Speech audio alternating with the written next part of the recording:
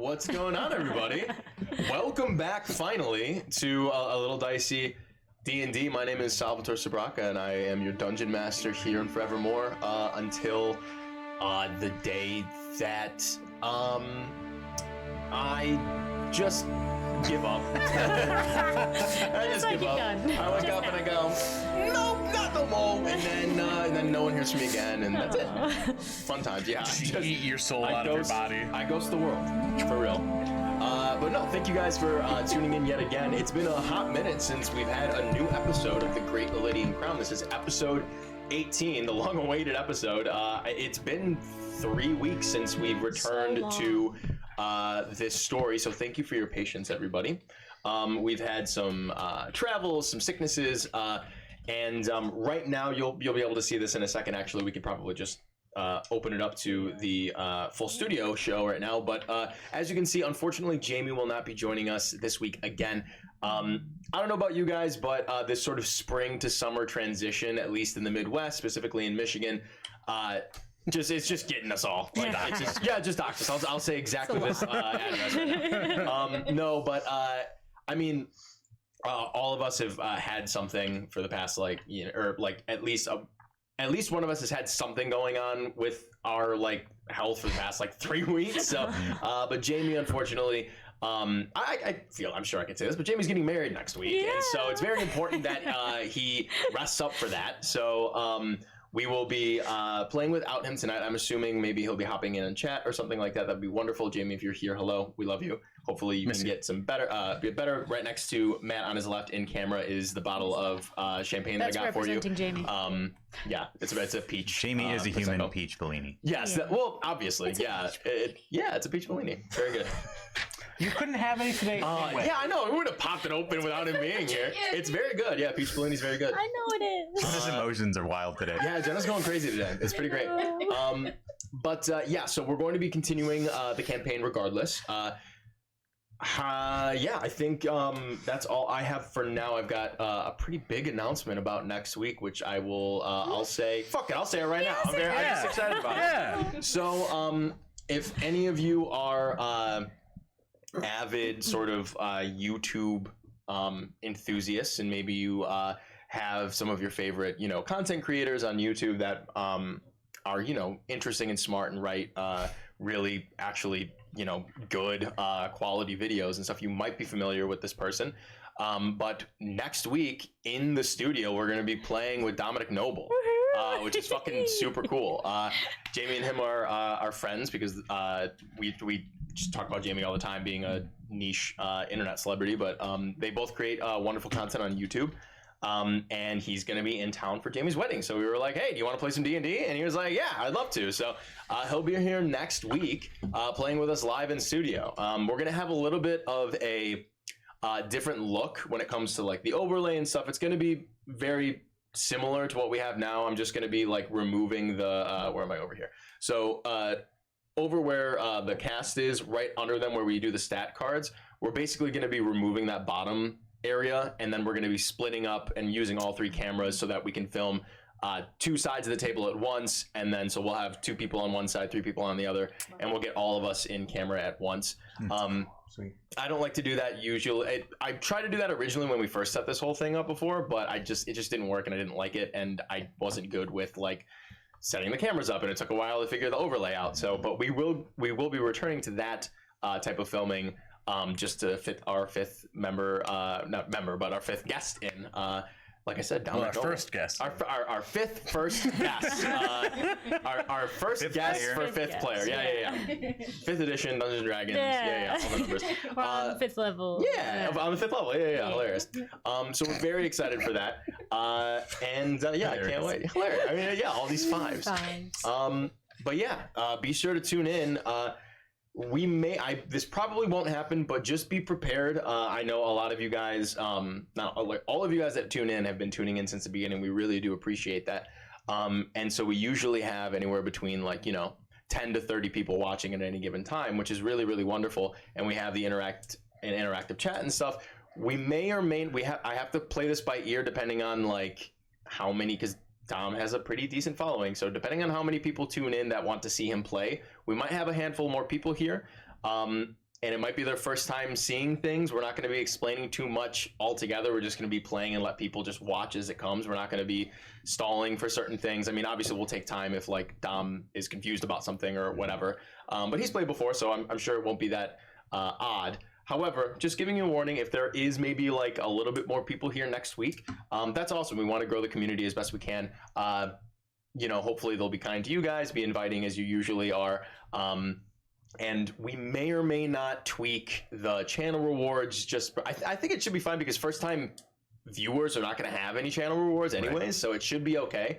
But I'm going to play it by ear and just see like, hey, maybe like the 500 ones, I'm going to put a cap on, or like the 750 ones, like for inspiration and stuff, or for guidance. So I might put a cap on the amount that we do per stream if we do end up having like, I mean, I don't know, that'd be amazing if we got like 100 people in here or something like that. But if there are 100 people in here and there's no cap to the guidance, they're just spamming guidance like every on the hour, every hour, then it's going to be like a little too much. And there might not be a lot of, I don't know. We'll see what happens. Who knows? But just I just want to give you guys a heads up for that. But we're very excited to have Dominic on. Again, that's going to be next week. It's only going to be a one-time thing. Dominic does not live where we live, so he's just in town for the day, and then he's going to be leaving us. But we're very, very excited to have him. So please tune in for that. If not, just to tune in for normal. It's going to be a really great, fun episode. I have seen a couple of his ideas for his character, and they are all very fun. So tune in for that. Yeah, we can jump into our usual announcements and stuff just about our social medias and other things that we got going on. So Garrett, if you want to take it away. Before I get into the regular announcement, I just want to say I looked at Dom's page recently, and his most recent video is about The Room, which is my favorite fucking movie of all time. So I'm very, very excited to talk to him about that. And I will have to watch it. I have not yet. Anyway, we got social media, guys. We got YouTube, which has all our VODs and stuff on it. And I think we're going to start having... Keep continuing. Sorry. We're going to start having the other shows that we have started doing on there as well, I assume, right? On what? I'm sorry? On the YouTube? Oh, yeah. That, the reroll that just went up is going to be going up on Friday. All of our VODs will be uploaded on the weekend. Awesome. Yeah. So that's going to be up there. We have an Instagram, which is mostly me posting memes or just messing around, having a good time. Our Twitter, which is where I try to announce things if things are changing, like when we didn't have a session last week. Yeah, yep, that sort of thing. But it's also completely unsupervised, so I get to do whatever I want, and I have a lot of fun with that. So many dick pics. There's like, I don't know, 3 digits. Amazing. Absolutely incredible. Twitter is the wild, wild west. You can do whatever you want. You said post 3 digits, I went like this. 3 digits. On your finger? Yeah, like... Oh, I see what you mean. Yeah, do it again, Matt. What did you do? I went like 3... 1, 2, 3. Yeah. Is this an innovation in penises? Yeah, exactly. It's reticulated. My upgraded reticulated penis. Listen, they're making great strides. You laugh now. You're grossed out. Biomechanics. That would be incredible for the woman, and you cannot tell me I'm wrong. Or if you just want to, have a tea party and hold something else. Hold a cup of tea without your hands. We also have a TikTok and a Tumblr, which are both just a little dicey, no D&D at the end. I'm glad that Michaela zoomed in on me when I said, if you want to have a tea party and hold a cup with your penis. Awful. Did I miss anything? Twitter, Instagram, No TikTok, one's gonna ever want to Tumblr. tune into this if they show up next week. Just got a first-time viewer in here. Oh, did they? Oh, We're being perfect. so normal about it. They're just browsing the genre. They go, I wonder, click reticulated penis. Yeah. And they're like, definitely stand for this one. We're sorry. I just made a Tumblr and my username is reticulated penis. Yeah. That was my Xbox username for a long time. Then I got banned. So I don't know why. Anyway, that's all my fucking shit. Please move on. Yeah, Jenna. Me. What's up? Hi, our Dungeons and Dragons game is audience interactive. You can use channel points, which we call gold pieces, to do stuff that impacts the game. Like you can give advantages to your favorite players, you can give disadvantage to the dungeon master. Do it. Yeah, you can, and you should. You can make most any of us drink. You can save us if we're in real, true mortal peril. Yes, please do that one. Who made that sound? That was crazy. Who did that? You can wild surge ? question mark? You Yeah, can you can wild search that. you can make an NPC and drop them into the little world, and then we'll have to deal with them somehow, and that'll be a lot of fun. You figure it out. There's a whole list of stuff you can do, but it's a lot of fun. It makes it even more fun for us when you do it, so we encourage you to do it. It's a great time. Thank you very much, Jenna. Yep. We got a Discord. That's the place you could go and say what you would do if you had a reticulated penis. Yeah. Very true. Party drinks. Party drinks. Nice. To that. Oh, shouts out, by the way, to myself. Okay. I'm gonna be drinking. The past couple of weeks I've been on my cut, but I've been doing really well, and so I've been seeing good results. Today I'm just gonna kick back a little bit, and I'm gonna also be enjoying some drinks. So you can redeem. Oh no, wait! I don't think I actually put it back in. I have don't remember so if it's much in there. potion. Please perfect. redeem Look it. at all this potion. I don't necessarily know if DM Drinks is still available right now because I don't know if I discontinued it and forgot to put it back. We'll just have you drink with the party. I'm gonna drink with the party, so I'm doing it. Yeah, right that now. works. Oh yeah. Or if you get in the chat and you just say DM Drinks, he will have to drink. Yeah, if you just say No. Sal, No just points drink required. right now, I'll just do it. Yeah, I exactly. bow to peer pressure so easily. Oh, it's so easy. Yeah, so we got a Discord. We're there cigarette. sometimes. You could also be. And I guess I'll also just say that could also check out Super OK and Lil Bog Witch. And the Gamer Girls are happening on Tuesdays. And on Mondays, I think, too. Monday. Tuesday is reroll. Yeah. Tuesdays, but they're on. I mean, They're here post on reroll. Tuesdays. That's You true. know what I That's mean? true. So So if you're a feminist, support the Gamer Girls. truly, yeah, you know? truly. Yeah, support women in gaming, y'all. Yeah, that's also very true. Yeah. What if I just straight up was like, yeah, no, I don't like that. As you're like brushing off. I go, yeah, we're going online. That's so fun. Matt, if you that ever, women's if you rights ever say stuff, I that shit know. again, For every, you're fired. for every woman No, in no, gaming, for every woman in gaming, a reticulated penis gets its wings. Oh, so true. For every woman in gaming, a penis gets reticulated. For every femme in gaming, there is at least 10 creepy dudes. Yeah. That's a Oh, I don't like how we made that That's real. just a- I don't know. That makes me No. sad now. What I'm saying is, don't be creepy. I If thought you go were to the gonna Gamer say for Girls, every be femme in cool. gaming, Yeah. there is a dirty little sub Just waiting to fucking get little stepped gremlin. on. Yeah. Dirty. So, Yeah. For every turn. dom, Don't be female in gaming, there's a dirty little pig boy that's ready to get. ready to get shit out of It's really weird, man. Oh man! Shouts out to whoever just showed up and stuck We're with us. so normal. I did my best to get you to leave. We No, will. just kidding. We will start playing soon. I Yeah, promise. yeah. We We do will start play playing. Dungeons and Dragons. Our Our announcements now. are so long. Our announcements are long and Really? dumb. Sorry, guys. We gotta But get yes, to the game. we're gonna be jumping in. It's 6:30. Yeah, it's 6. Yeah, almost. It's whatever. It gives didn't people a chance start to at get in here. It 6. gives people a chance to get in here. And Before we enjoy our start, personalities. Tony Romo's biggest fan. If you're in here, fuck you. Don't listen to him. I love you. Okay, so does anyone have any questions before we jump into tonight's episode of A Little Dicey, the Great Naledian Crown? No. No? Just had to have a drink for the road, you know? Yeah. All right, so There's so much dust in yours. there's a lot It's of. real sparkly. I don't know if you guys can see the luster dust. Can you see it? It's nuts. Can you see it? It's so translucent. If I don't have it in there, it would have looked just like pink water. That's. I'm on is one yours tonight, dude. pink? Everybody's brain is somewhere last else. we met. Our intrepid group of adventurers had finally arrived at the city of Aberlock, nestled in the Storm Peaks, the Tempest Peaks, just off of the coast of the Blackwell. This is on the sort of western end of the country and continent of Naledian. Nestled here amongst the Tempest Peaks, the town of Aberlock is primarily a mining town. I don't know what my friends are laughing at right now, but that's happening. But the town of Aberlock is primarily a mining town, led and governed over by Lord and Knight Extraordinaire Ilan Thorn.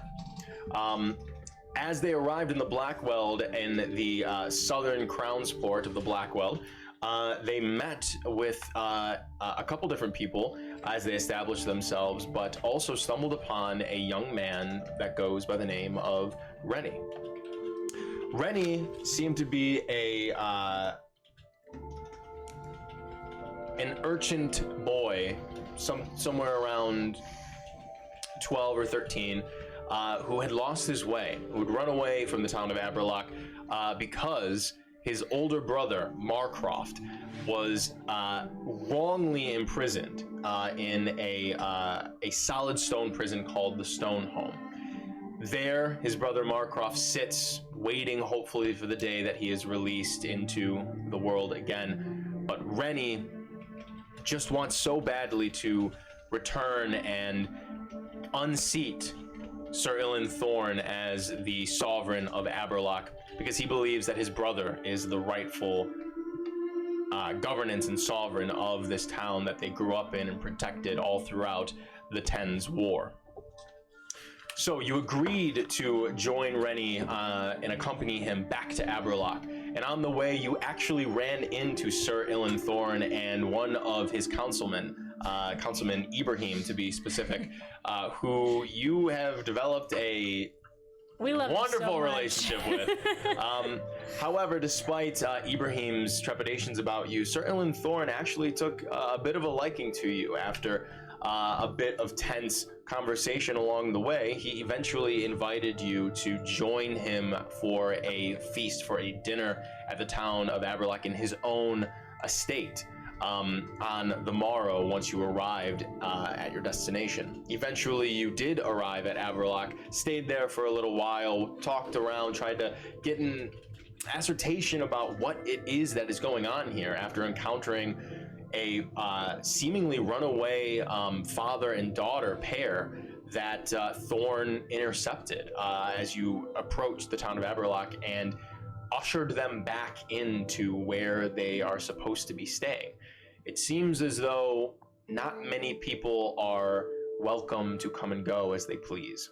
However, you are honored guests of Lord Ilan Thorne, so you were given rooms at the Grappled Thigh, the resident inn and tavern here at Aberlock. And after spending the first day there, you are called upon to come to dinner at the Lord Thorne's estate. At this point in the day, the evening is starting to approach, and dusk is eventually going to set itself in the sky within probably the hour at which you were expected to arrive at Lord Thorne's estate. So, here you find yourself in your rooms at the Grappled Thigh, still deliberating on what it is your next move will be, whether it is to split up a little bit or to all go along into this dinner, what to do with Rennie, and so on and so forth. So, what is it would you like to do? What it is, what it was, what it do, what it is do you do? What would you like to do? What? Cass, what do we do? What do you mean? We're going to the dinner, right? Right. Yeah, we're ready, aren't we? Feels like we've been waiting around for a long time. Honestly, I went and took a nap, and it feels like it's been like days, 3 weeks. Yeah, I'm ready. Right on the nose. I think we should go. What are we gonna do about Rennie? I don't know. He's off with Kill, isn't he? Is he off with? We're just hanging out at the tavern. I don't believe they left yet. Yeah. They didn't leave yet. You right here? Yeah, I've been here the whole time. Sorry. I've been here the whole time. Kill, are you sure you don't want to come? Yeah, I don't like. They're gonna paint me into a corner, and I'm gonna say the wrong thing, and I ain't going down that way. I'm not so famously tactful myself. Yeah, but I feel like you got a lot more strikes left than I do. Not with Ibrahim. He really doesn't like me. No? Did you do something to Ibrahim? Well, didn't you say he's put my name down in his little diary like 17 or 18 times Oh, already? well, yeah, because you were being fucking suspicious outside of Yeah. town. Right. You're just Forgot always about lying. that for a second. To Ibrahim. Do you think you're getting better at it? I hope so. Been practicing, haven't I? Yeah. Yeah. I mean, my deception modifier is ridiculous. You fucking what? My what? Rennie, you think if you and I steer clear, we could go up to the big house on the hill, or we could try to find those other people that we saw on the way in. Maybe they got some information for us. Are they maybe outside of the main town here? That's a good idea. Look for them. Yeah. What were their names? Dove and Here. the other one will come Let me to check my notes. Very good, everyone. me. It'll come to me. So proud of you. You mean Dove and Garnick? Garnick. Garnick the driver. And Dove the fucking I one dropped that my was- R when I said it for some reason. You're loud. We all have accents. Dove and Garnick. Garnick. Garnick. Yeah, that's what I said. Garlic with an N. Garlic. Yeah, for some reason I'm struggling with my R's right now. It's alright. We've all done Garnick. it. Yeah, Garnick. That's right. Garnick. Yeah. Garnick. We're saying the same thing. Jesus Alright, Christ, so let's move what are we on. gonna do? We were making God's a above, plan. let's move on. We'll go find them. We'll go to dinner. Indigo, what do you think? Christ. Well, I'm not entirely sure, but I did hear once, I think, that we should never split the party, I'm sure, but who knows? I'd like to split a couple of you myself. I've been drinking a little bit, to be honest with you. Sorry. Has Indigo gotten more sexually aggressive towards us? Who knows? You're taking pretty liberties unfair. with his Never mind. character while he's gone. That's exactly how he acts. Indigo would fuck any one of us. A drop of a. So if we all go, then we do have to worry about Rennie. Rocky, as we were calling him, Right. in case anyone forgot. Rocky. Gotcha. Was Rocky even invited? I forget. I doubt it. Were we invited like by group name or by individual name? I forget. Well, group name, but I don't think he was originally sort of part of the group, right? Yeah. So I think likely not. Oh, well, I just want to throw us back to fucking yesterday. It was only yesterday that we came in, right? Yeah. When he was super fucking protective of Rocky and was like, hey, don't bring him on your fucking quests. I think maybe he might be concerned if we didn't bring Rocky and the four of us went. So the yeah, we're not all- is We're not gonna leave him alone. We've either got to bring him or leave someone behind with him. okay, it's really up to you. Indigo says you shouldn't split the party, but that's just one person's opinion. I know I said that, but also sometimes you know how I get those feelings. My stomach starts to hurt, and then things just sort of happen. I've been thinking, what if something sort of happens at dinner? That would be bad. That's what I was thinking. You're saying you think you're gonna need me for backup? What I'm saying is, if anyone should stay behind, it might have to be me. Just to be, just a bit cautious about the situation. I mean, they're aware of it. You know? That's a very Right, clear-headed point. but sometimes things can get even more. No, you know what? Wild. You're right. I remember. Yeah. So if something like that were to happen, I don't necessarily know if they'd be as forgiving. At least, certainly not Ibrahim. Right. Yeah, he doesn't like a hair out of line, does he? One moment, Indigo, and I'd like take both of you aside. Do we trust Indigo with the child alone? Of course. Listen, I don't think he's going to do anything malicious. No. I just want to be clear about I would trust Indigo with my life. Rennie, you that. Would you keep though? yourself a little bit of distance, I guess. Okay. Okay. Well, if you see the blue light, just run. Yes.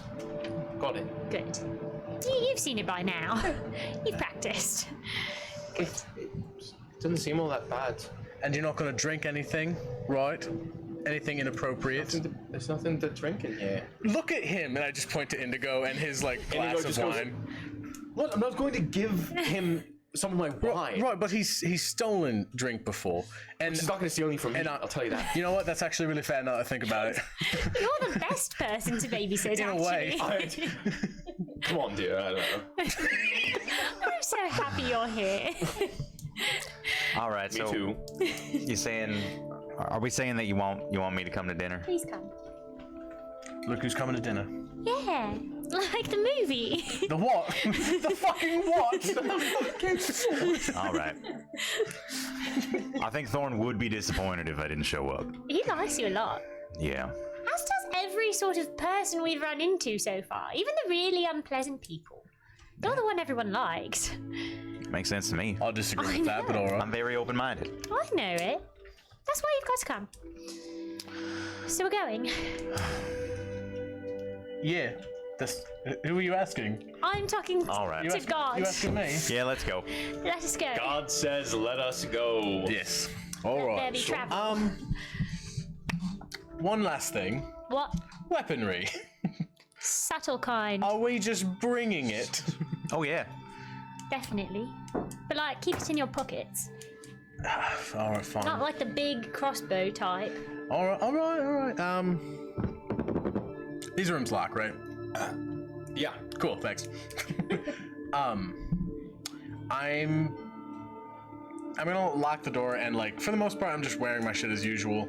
But I do want to like take some of my silk rope and like tie my gold toes shiv to my like right leg. Sure. And then I'll come back out. Oh, I'm ready to go. If you guys are. Great. Ready. Yeah, I'm ready. I'm going as is. All right. No, you don't want to put on. Okay. A shirt? No, I remember. Dayman puts on a shirt. I got it. That's right. All right. That's right. Oh, now we can go. Let's go to the fancy dinner party. Very cool. Very cool. Okay. So, you all begin to exit the grappled thigh. You walk onto the streets of Aberlock, and you can see now in the sky the sun is pretty well set towards the coast. And dusk has come across this quaint little town. You can see the massive low clouds sort of gathering just around the peaks of the Tempest Mountains that wreath this town. And you can see a lot of different people sort of snuffing out their porch candles and stuff like that and just sort of preparing to head back inside. And standing sort of just out in the street, a couple guards just waiting around, a couple black hands just hanging around, and one of them just sort of perks up, and he takes the helmet that he's sort of holding on the side and puts it on. The bad souls, Yes. Absolutely. That's right. follow us. Oh, it feels good to be recognized. And they escort you northward to the estate of Lord Ilan Thorn. Eventually, you come upon a beautiful home, large but not. Ostentatious? Yeah, it's not. It's definitely not ostentatious. It's not overwhelming. It's as humble as a large home can be, if that makes any sense. A McMansion. Yes. There's a little bit of sort of foliage and vines that sort of climb around one side of this brick building, and it curves around. You can see there's little bits of moss on the other side. It's very fairy tale like, this estate. There are beautifully forged iron bars that make up a large fence that sort of walls off the property from the cobblestone streets where you are escorted up to. And you're brought sort of around to the side where the main entrance to this building is. And you can see that there are a handful of small little carriages and a bunch of different horses sort of placed into a stable that is outside of this estate where a bunch of them are housed. You can see that there are a handful of attendees outside just sort of tying the horses down and attending to them, feeding them, giving them some water as they stay. A few chauffeurs moving some of these carts off to the side. And you can see someone who has apparently arrived just before you, but Councilman, whom you have met before yesterday, but Councilman Errant Dumont is being escorted into the front. He's just a little ways away from you, and the door sort of shuts behind him, but you do recognize him as he enters inside. And the two black hands walk you up to the front doors, where you can see two large brass rings sit there, and one of them walks up and just sort of opens it and pulls one half of these doors open. You really only need one of these two large doors to open for any of you to fit through. And before you enter, one of the other black hand that was escorting you just sort of says, "Welcome to Lord Thorne's estate. If you don't mind, I just have to do a little bit of a search." And he goes to motion towards Kill first to sort of pat everyone down.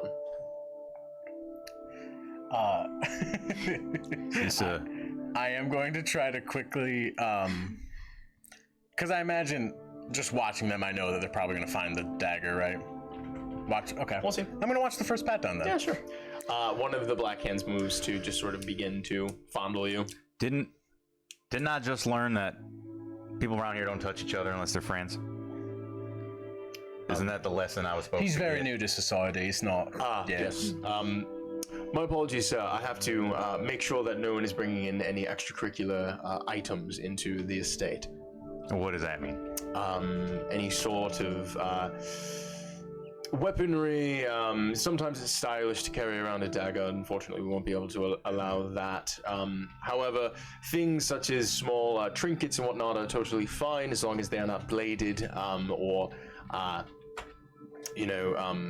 what's the word I'm looking for? And the other one says studded. And yes, bladed or studded or whatnot. Just anything that might accidentally damage some of the furniture, anything like that. We just try to avoid that as best as possible. We will return these items to you, of course, when the event is finished. Well, I don't have any concealed weapons, that's for sure. Everything I got, weapon-wise, is fully visible.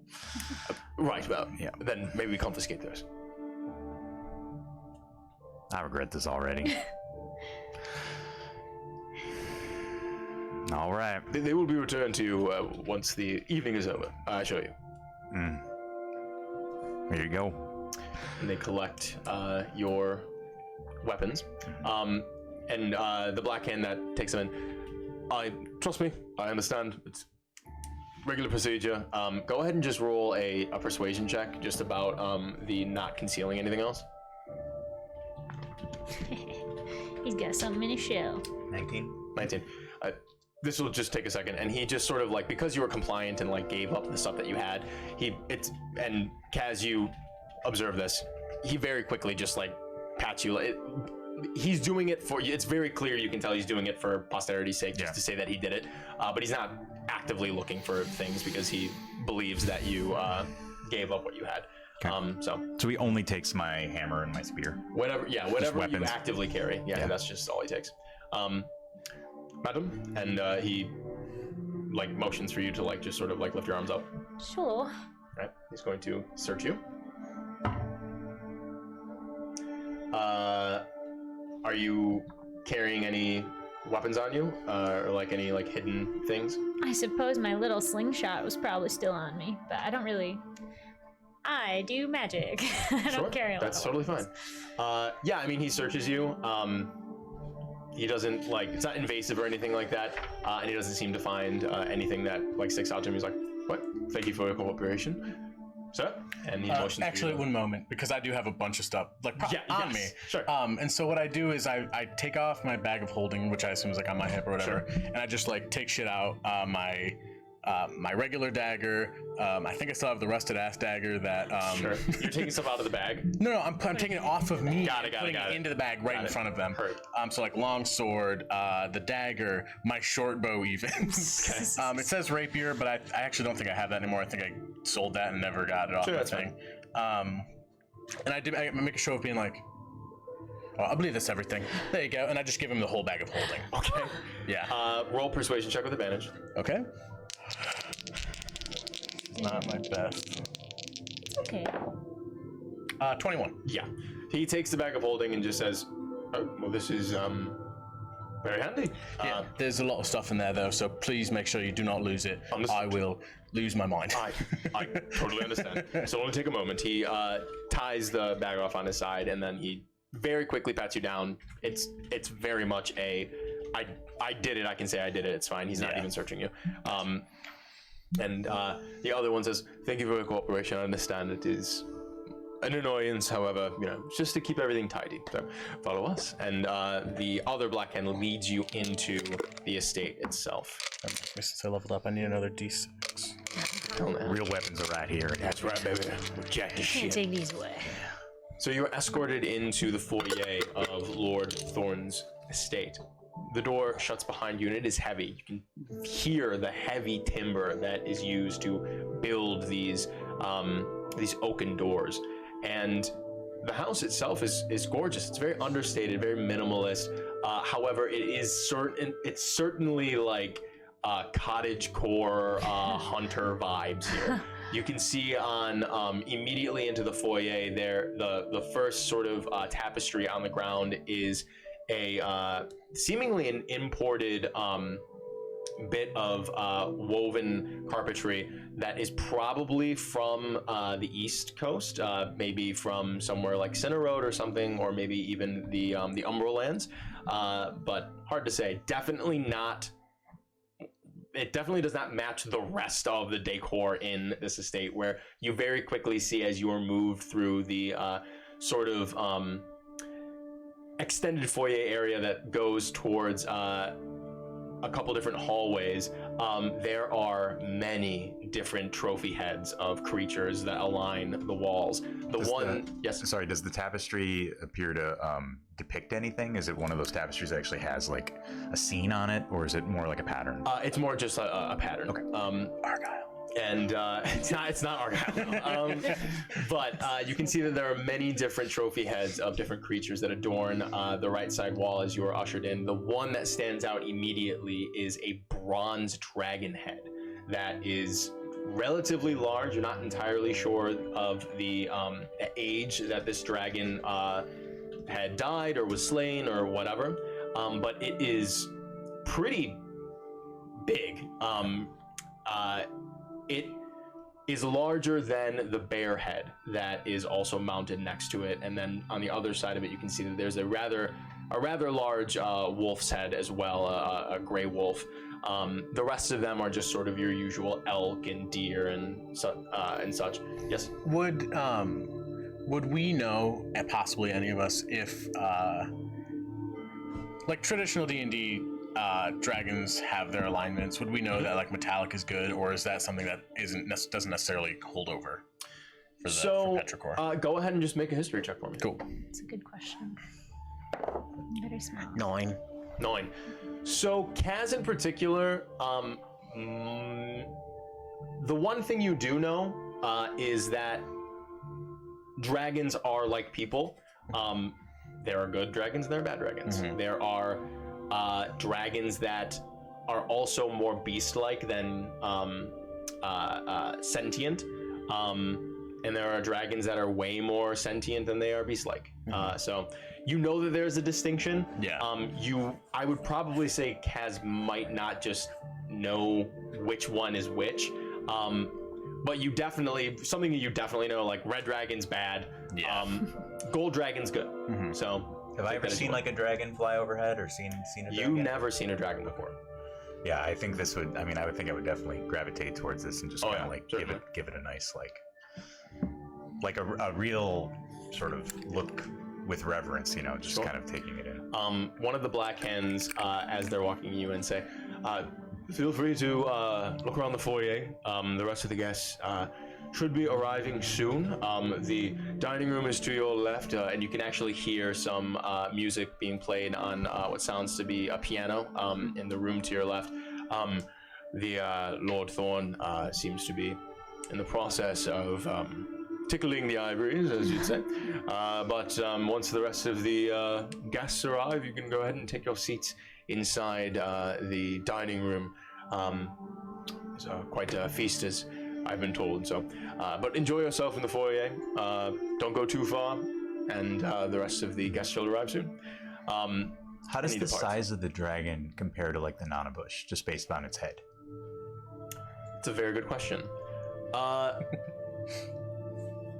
It is slightly bigger than the Nanabush. Okay. The Nanabush was large, but this is Granted, I mean, the Nanabush had an avian face, you know what I mean? So just in general, the skeletal structure is just going to be a bit bigger, but it is comparable to the size of the Nanabush for sure. Definitely not like, I mean, you don't really know what the body looked like, but it probably was not as big as the giant that you fought, but definitely like enough to where it's like, this is a big creature. Yeah. And this bust is up high on the wall, or you can actually touch it? It's high on the wall. You could touch the, like, probably the jowls of it, especially at your height. Yeah.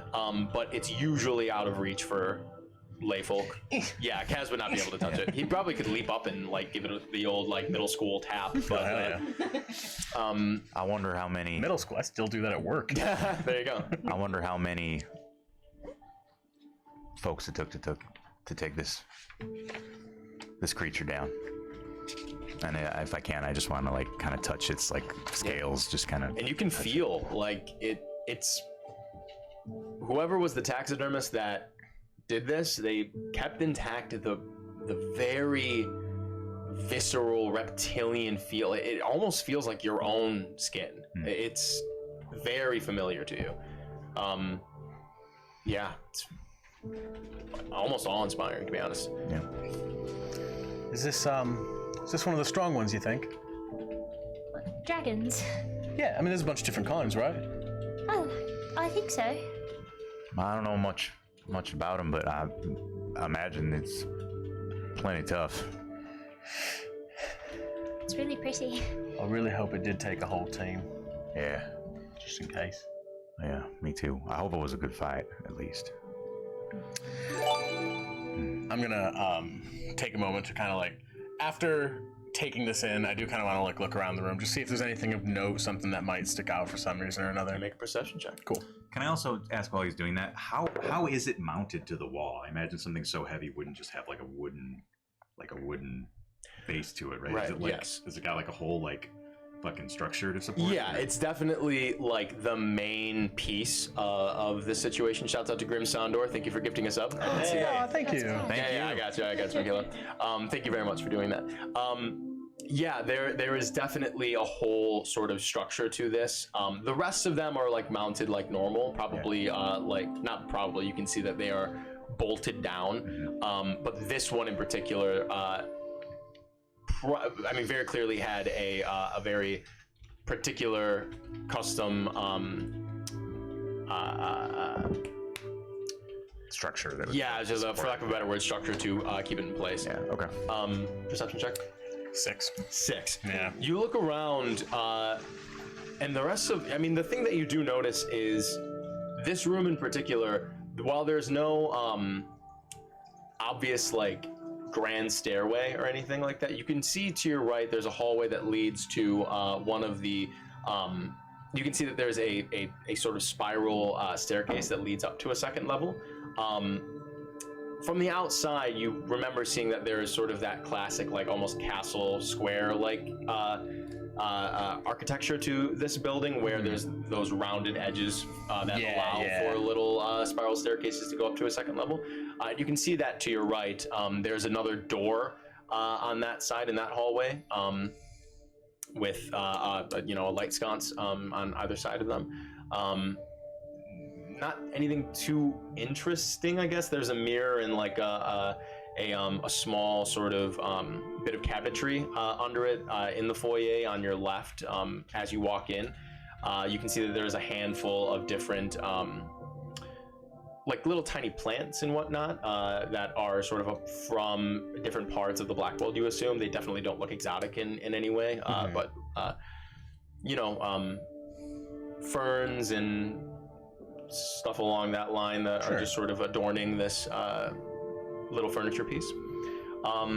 However, you do notice, as you all are just sort of like peering up at this trophy, that Errant Dumont makes his way from the dining room out into this area of the foyer.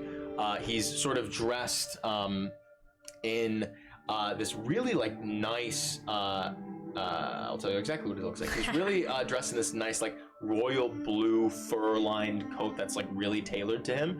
And they have like little like gold trims like on the elbows, and He's got these really nice, like, royal blue trousers as well that are sort of tailored as such to where he does not need a belt, but they sort of are clipped up around his, like, navel and are rather high-rise on him, and these really nice brown riding boots as well. And he just sort of stands there with his silver cane and just walks in, points up at the mounted trophy with the cane and says, "Oh, yes. Quite a specimen, isn't it?" It certainly is something. Yes, yes. Yeah, were you a part of that battle? No. Of course not. No, I believe Lord Thorn had this shipped in. Quite a pretty penny, I believe, actually, but it is incredible. Oh, okay. So he didn't take part in the battle either. Just No, I don't believe so. I believe this piece was... I don't remember how old it is. It's rather well preserved, isn't it? I think it was something along the lines of a few centuries old, actually. wow. Yes. This is back before the liberation, even. Yes. You ever seen one in, still moving? Oh, gods no, nothing up close. I believe I saw one flying over the plains of Earth, but that might have just been my imagination. I imagine spending time around this trophy can excite the imagination. Oh, it certainly does. At least for Lord Thorn, of course. I always like to come in and just sort of give it a good look through, you know. It's inspiring to think that someone took this beast down themselves. Certainly is. Is there a story behind it that you know of? None that I know to be true. Okay. But what story is entirely true in its own right? So, as far as I know, there was a incredible warrior, as there so often is, and just before the March of Blood, there was apparently some sort of large-scale skirmish with some of the Dragonborn and the Dragon Riders, and an incredible battle took place. And there was one such warrior that slayed this beast in particular, all by himself. The legend of his name is lost to time, but apparently kept the head as a trophy. And then found some poor soul that knew what they were doing, stuffed it up, and, well, eventually made its way here. Wow. Quite powerful. Quite powerful indeed. Yes. Very. And it stays good after centuries. Whoever they found seemed to have done their job well. I believe Abraham has taken a look at it to give it a good, once over with his arcanum. There seems to be some sort of magic going on with it, just to preserve it, I think. At least that's what he said. He didn't give me too much of the details. I didn't really need any, to be honest with you.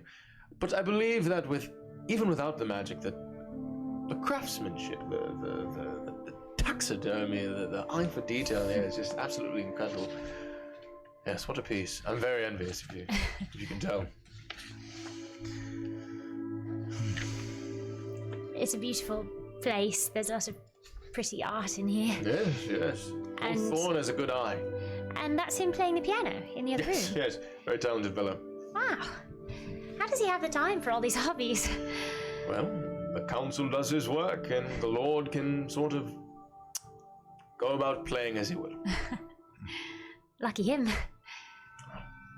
It is he who governs, so they who cultivate such wonderful agriculture, so to speak, reap the benefits, yes? True. Sure. Perhaps he ought to consider a career as a bard.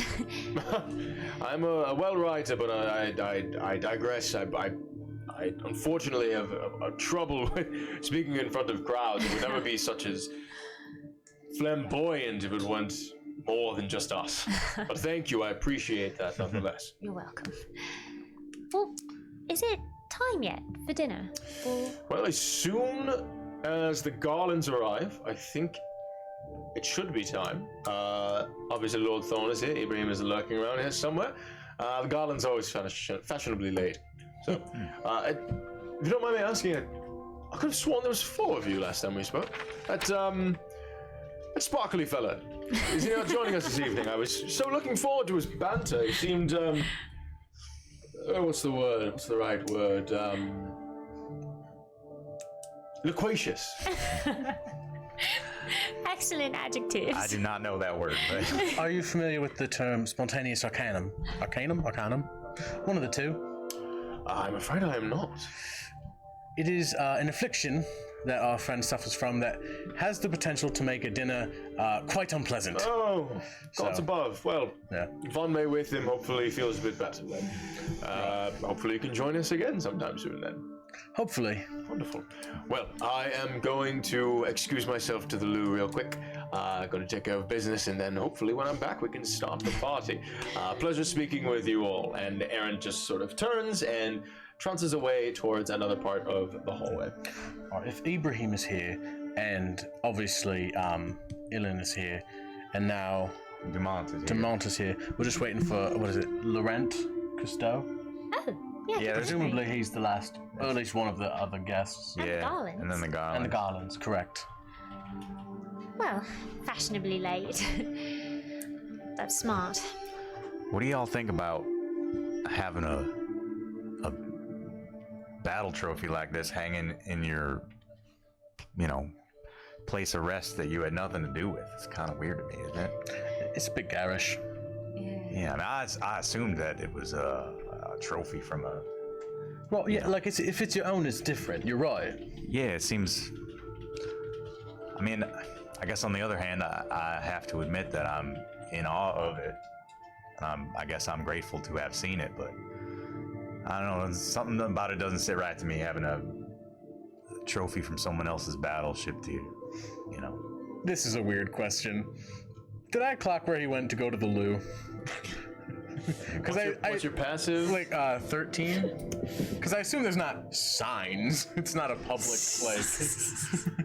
You know where he went, like the hallway that he went down, but yeah, I mean he did not go down the hallway that led upstairs. There's like if you walk further down the foyer and you make a right, that's where he went. I'll be right back. And I'm gonna just because I don't know if anyone's even watching us. Doesn't seem to be anybody in the foyer right now. Cool. I'm still gonna be try to be a little bit stealthy, and I do want to go down that hallway and just check what's up the stairs. Sure, make a stealth check. Sure. You just want to roll a 33 on something. Can I detect magic as well? Yeah, go for it. Yeah, sure. 29. 29. Fuck you. I didn't even register what you said. I just registered 29. Yes, 29 DC was stealth. 30, so. You slip away from the rest of your party and begin to head down, and you are extraordinarily confident that you are not being noticed or followed or anything like that. Detect magic goes off, and you do sense that there is a faint bit of magic around the dragon head trophy. Can I sense if it's to use your word, around it versus innate in its sort of scales and skin? Is that something that That's a very good question. I don't even know the answer to that. In the sense of I don't know whether it would be around it or within it. Okay. However, the school is necromancy. Got it. Okay, so I would know that it has to do with the preservation. That is and correct. not an inherent magical quality. That is correct. Yeah. What if it's alive? It's actually a security measure and it breathes fire. Oh no. Yeah. Oh, crazy. Oh. Necromancies. Isn't it frowned upon? It is. It It's is illegal. frowned upon. Nowadays, it's frowned upon. Nowadays, Wasn't frowned it? upon. But This is 100 from years centuries ago, ago. That's probably true. wasn't. So. Spells last hundreds of Hundreds years. of years ago. Some We have- spellcasters are very good at what they do. We have seen examples of permanent magic. Have we? Not in this campaign. Previous. Yeah, I mean, you guys as players know that there are ways to make effects permanent. Yeah, you there just are, have there to are be. some spells that are permanent. Yeah, you just have to be very good at what you do. Yeah. There was a wizard once. There was a wizard once, and there is a wizard now, perhaps. And there was a wizard in the future. Yeah. I miss There will have always been a wizard. There will have always been a certain wizard. Yep. You Cool. begin to make your way through that hallway, and eventually you just come upon a door that leads. You try it; it's open. You pass through. You can see that there is a separate room To your left is a spiral staircase that leads upward, and there's another door in front of you. There is a tapestry on the ground that matches the one that you walked in from the main entrance, and there is another sort of matching mirror and like bit of cabinetry.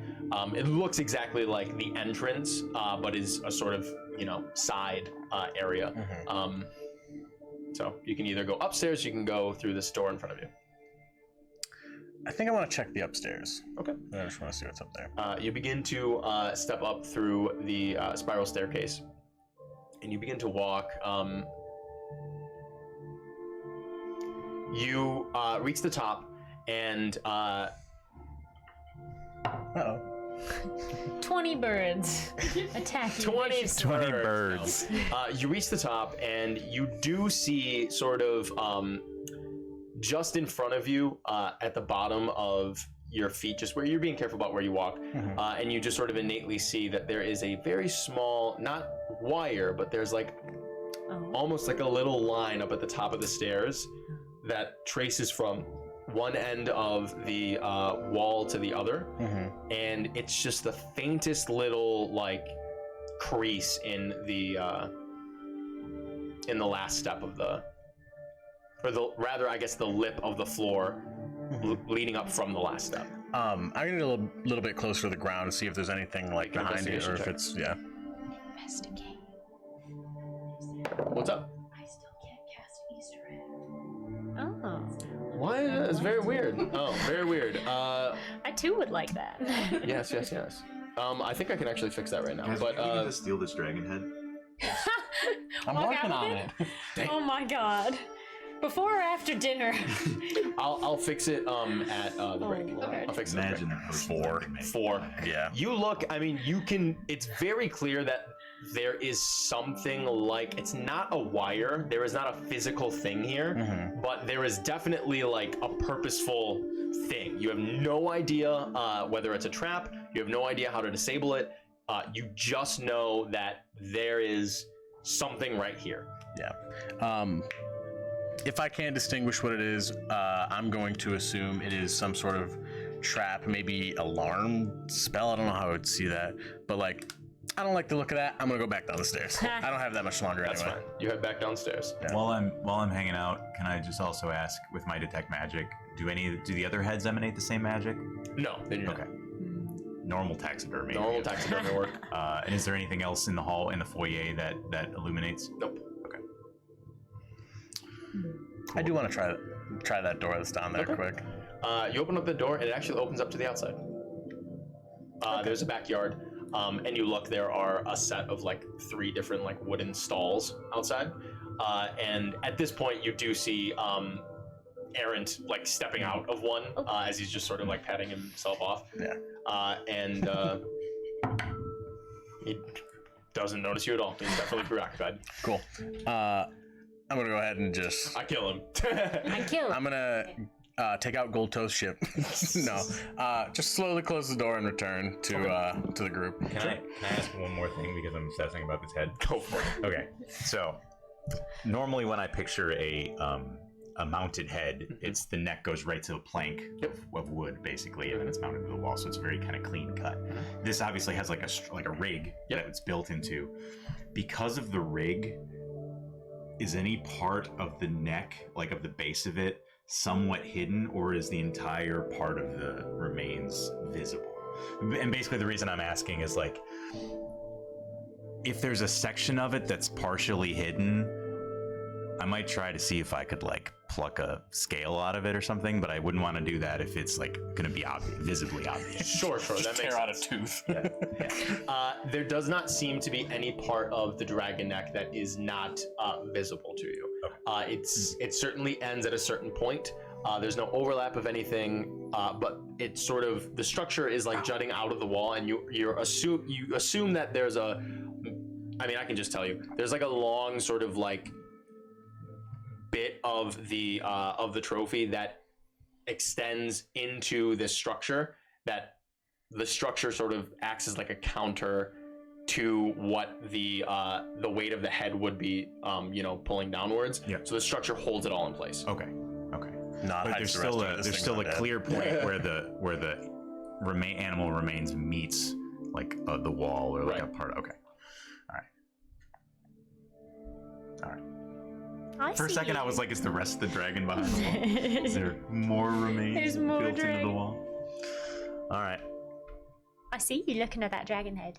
Yes, beautiful. I know. You guys still fucking staring at that thing? Yeah. Oh my god. Kill wants it. At this point, you see the front door open, and 3 people are escorted into the estate. Obviously, there are a couple black hands that, the same black hands that welcomed you in, welcomed these 3 folk in. 2 of them you recognize, or excuse me, 1 of them you recognize as Jules Garland, the beautiful tiefling woman. She's dressed in a gorgeous black velvet dress, adorned with jewelry, just sparkling with diamonds and gold, and it's a lot. But she looks very, very good.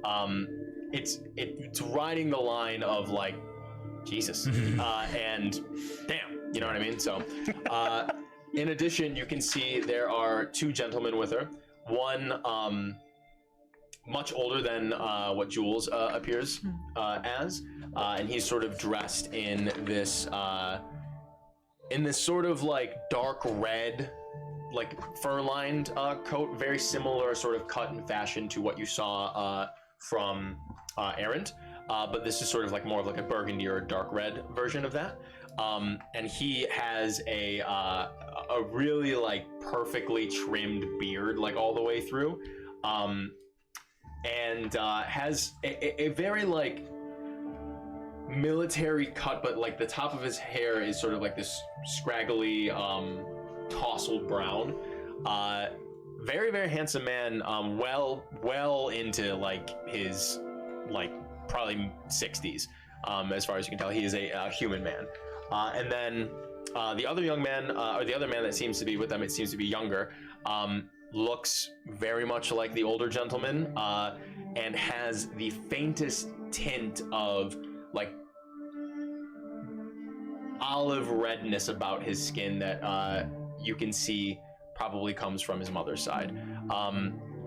And this gentleman has a very closely shaved beard rather than thicker like his father. And similar hair, except where his father wears a military cut, who you assume to be Harry Jr., has more of like a my or Garrett length sort of curled amount of hair. Both strikingly handsome men. However, Junior is in an all black ensemble. He is strikingly sharp with his cut. You assume, at the very least, Cassander, you assume that this is probably some sort of fashion from the Umbral land. You're not familiar with it, but anybody who wears something like this, like angular, generally that's more northern folk from where you are from. So, 2 questions. Yep. One, my detect magic would still be working, so are any of them wearing anything magical? Yes. So Jules is still wearing those same magical things that you clocked on her before, a necklace and a ring. She is not carrying something on her side, however, that you detected before. Harold Sr. Seems to be carrying a magical ring, which is his. You clock on both of them. Their wedding rings seem to be magical, and then Harold Jr.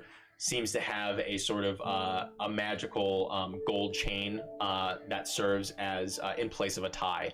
That sort of like he just wears like under his collar on a shirt. It's just a chain. Mm-hmm. Okay. And it's under his clothes or it's outside his clothes? Where there would be a tie, oh, I see. Is a gold chain instead, but instead of like going down, it's just here. It's like a blinged out ascot. Makes sense. Yes, it's exactly that. Yeah. Okay. And the black hand that ushered you in ushers them in and says, the Bared Souls, the Garlands, I believe that you. And Jules just says, It's good to see you all. Yes, we've met before. Although I don't believe that you've met my husband and my son. Harold Sr., Harold Jr. Say hello, the both of you. And Sr. just sort of says, it's a pleasure to meet you all. And Harry says, hello. And Jr. just sort of looks at them and then looks at you.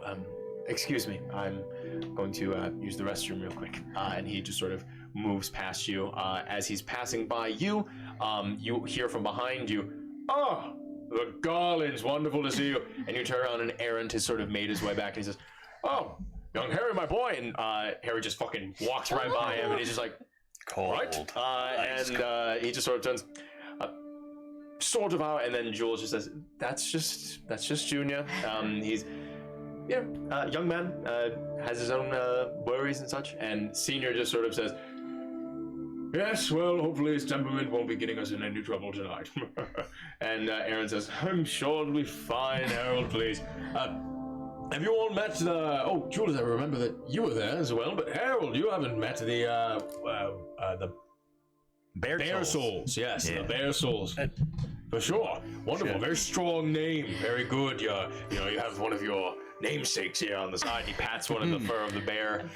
He says, old Lord Thorn slayed this one himself. Actually, all of the trophies, besides the dragon, are all his claim to fame. Strapping young man.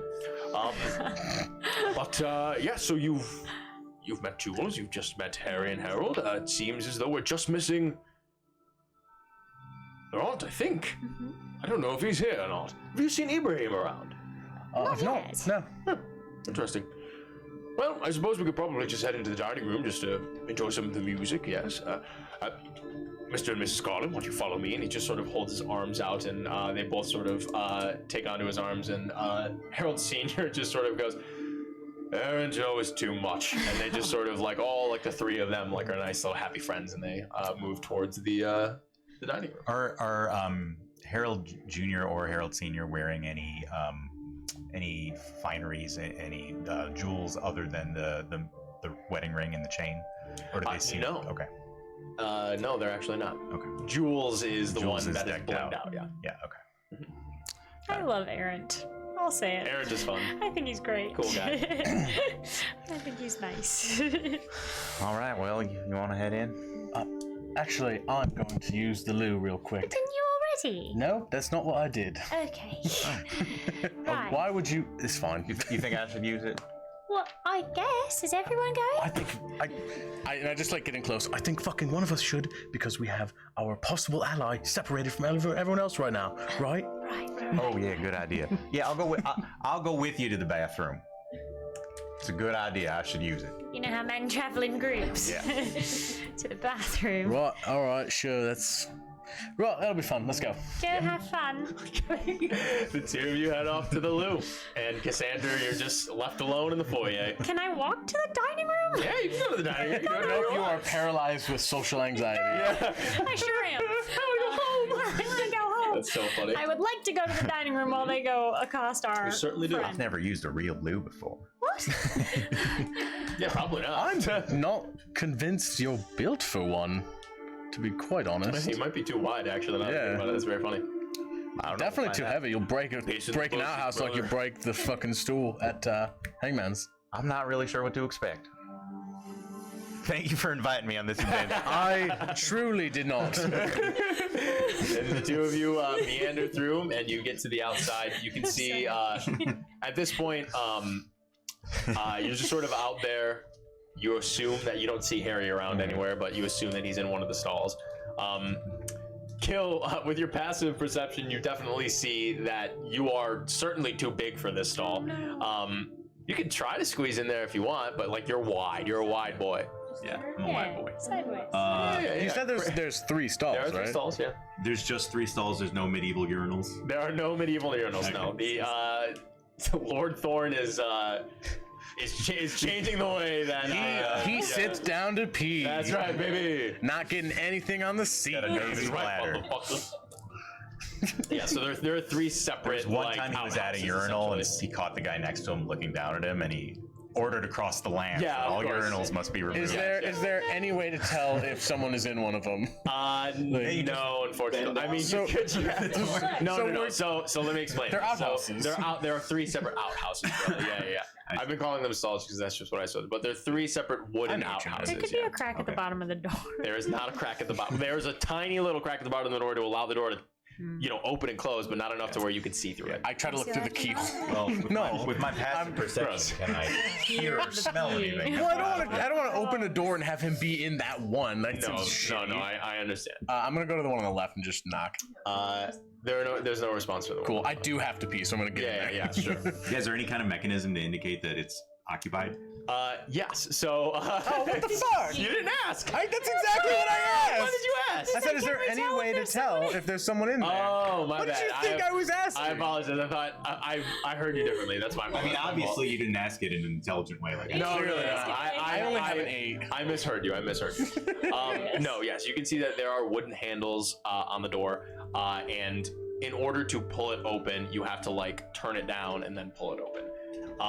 One of them, well, you don't know because you tried the one on the left, but like you grabbed it, turned it down, and pulled it open. That's it. Okay. And then when you shut the door, you look and see that there's a latch that you can turn up that There we keeps go. you from keeps someone from turning Okay. it So there was no visual way to. down. No. Got it. So yeah, sorry. That's why I was like. Anyways, Okay, so there is no visual way to. You just have to. you can try to open it, Yeah. and you will succeed or fail if it is Okay, locked. can I try to open the second one? The second one is locked, Okay. and you hear. Knock you and keep trying to open it. you, sorry, occupied. Oh, all right, no problem. That happened to me when I was in like the 10th grade, I think, where I was in a stall, and they were just like fucking like, why won't this door open? What? You didn't say anything? I think I was just like Scared? stunned. Oh, stunned, yeah. And then like they opened the door and I'm like, Yo! and they're like, oh, sorry. And then I killed him. And then I murdered them in that bathroom. Throat. I just love the idea of like finding a locked bathroom door and just being like, well, this has got to be a mistake. Gotta be open. Yeah. Gotta be open. Come on, it's just stuck. So funny. Anyway, all right. So I'll try to see if I can make my way into the third. Make a dexterity check. Yeah. Are these stalls like right next to each other, like wall to wall? No, they're not wall to wall. Okay. I think it's 14. Yeah, I mean, you definitely shift your way into there sideways, and then like you're able to shut the door, but you're not able to like turn to where you're facing the door. You're just sort of like looking at the side of the wall. So you just hear Kill like kind of struggling, and he's like, "Why would anybody do this?" Kaz, am I doing this right? you can. There's not a lot of room in here. If you're shouting, he can hear you. Yeah. But if you're just like talking normal, Yeah, I'm then definitely like, probably- Kaz, what am I not getting about this? Give me a second. Let me finish pissing, and I'll come help you. I guess. Jesus Christ. This is very uncomfortable. Fucking by the 5, whatever the fuck I would You say. do hear light chuckling, and then you hear a door open and shut while you guys are doing your business. Oh, you missed Um, it. I mean, Kill, I don't think is actually doing business. Yeah, so- I'm not. Yeah, so but you do hear one of the doors open. I was just doing a quick pisser. Like I'm. Yeah, but I mean, like during that conversation, you hear a Is there- chuckle and like are open. Yeah, Is it like a toilet bowl, or is it like just like a hole in the ground? it's like a hole in the ground. Okay. If as I hear the door, even if I'm midstream, I'm Yeah. just gonna like pinch off and Cut it off. Yeah, no problem. Make a safe throw. Yeah, no, that's fine. But Jesus Christ, that's tough. Yeah, you do. So you both sort of open the door, and you can see Harry just sort of like he's like Day. about to pat himself off and just sort of Oh man. hello. I come out and I'm just like, I've never used one of those before, and I'm never using one again. Not to him, just like kind of. Harry Jr. Right? Yes, you can call me Harry. Right. Yeah, that makes more sense. I noticed you're wearing all black. Are you mourning something? As I look, I'm patting myself off now. And he just sort of like says, "No, it's a good joke. No, this is just one of my formal outfits." Right. Okay. God, I don't know how. Because I heard about your boyfriend in jail. Yeah, I know. Like, how do I bring this up? I'm just gonna be like, I get that Kaz is trying to get information out of him, so I'm just gonna try to be like reading his body language, and my initial Yeah, and my initial, I guess, thought would just be, does he seem like just like bored because he has to do this sort of formal stuff all the time, or, you know, I believe that's a 16 now. 16. Yeah, I mean, like he's definitely like laid back. Yeah. You can tell that he's like slightly off-put by this conversation because he's just sort of like, you can tell that you see his eyes sort of like keep darting to the door because he's just like, it's a little fucking weird. But you can see that he's laid back. Like he's not like off-put by the question. He thought it was funny, and you know, he's like happy to have a conversation. Okay. But he's just sort of like, you can tell that he's trying to like move it along. Yeah. You know what I mean? So you're still stuck in the stall, right? No, he's out. He's out. Okay. All right. I guess there's really no way to fucking sugarcoat this. Do you know what happened to Renee? Make a persuasion check. Goddamn. 16 plus my persuasion. Like what? 3. What's a Rennie? So 19 total. What's a Rennie? Is Cox. this another thing I don't know about? He just sort of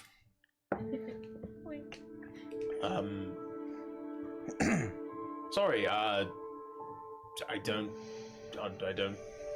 know what you're referring to. Damn. Does he seem No. to not know? I'll make an insight check. With Yeah. a 19 persuasion, he doesn't know what he's referring 24. to. Well, it's interesting that I rolled Well, against we that. did. Yeah. No. He gave us a He different. gave name. us, he gave them a fake name and then said his real name was Renee. Yeah. Insight check. 24. 24. You can see that before he answered the question, he really gave Kaz a look over, and I don't trust this motherfucker a lick. You see that he really thought about his answer, and his laid back sort of demeanor is starting to disappear, and he seems to be a little bit more like where his eyes were like looking over to the door in the sense of like, all right, this is weird. Now he's like looking over there, and you can sense that he's probably about to just start walking over there and just say, oh, you know, he's looks like he's just about to sort of put the kibosh in this conversation. Yeah. But he responds by saying he doesn't understand the question. I'm sorry. That was a weird thing to ask. Yes, I'm gonna head back inside. We can talk more at dinner, I think. Perhaps we'll be set together or something. Thank you, gentlemen. Be nice. Yeah, and he continues forward, and he's just like, well, I'll see you inside. And he just walks up to the door, opens it, goes inside. Well, damn. Could have had some coordination. What fucking what? Do you want from me? First, you got me all disheveled trying to get in this tiny box. I didn't tell you. I didn't even fucking invite you. Why would people go in tiny boxes to piss? I don't understand. It's generally considered impolite to whip out your I can't say excretion. I have level 8 intelligence. It's generally impolite to whip out any sort of bits that other shit comes out of fucking. Just it doesn't matter. Can we? Where were you? You didn't help me at all. Fuck you. Do y'all not call it a penis? Is that not what you call it? You call it an excretion? I didn't know. I didn't. I'll be honest. I didn't know if yours was called a penis. Oh yeah, I whip it out. It's pretty green. Me too. Anyway, I'm just saying, like, if you were gonna just fucking. Can you roll for intimidation for me, actually? Holy fuck! Natural one. Natural one. Aww. Still not getting how cold it is up here. It's very cute. Considering your size, I was sort of thinking, whatever. Hey, that doesn't mean it's small. It just means you're not intimidated. That's by true. That's true. It's just Instead, it's a cute handsome penis. It's fine. It's fine. It's just not intimidating whatsoever, which is actually sometimes better. It's inviting. It's inviting. It's prehensile. It's cozy. It's articulated. It says this. Yeah. It beckons you. Articulated. Yeah. Anyway, where were you? I was in the tiny box trying to. You were not when I asked the fucking question. I thought you usually jump at. You're decent with people. Oh yeah, I understood, but like, well, okay. Here's the thing. I could tell that he knew what you were talking about, and he gave a thoughtful answer. Well, I didn't know that. Well, I know. I'm saying. I should have pressed him. Well, if you pressed him and he bolted and he wasn't ready to have the conversation, it might have made a whole big scene, which is why I didn't forcibly keep him from running out the door. You can offer But- another. But, I'm sorry for interrupting. but thank you. I put my penis away. But It's fine. It didn't really bother me that much. he did say maybe he'll see us at dinner.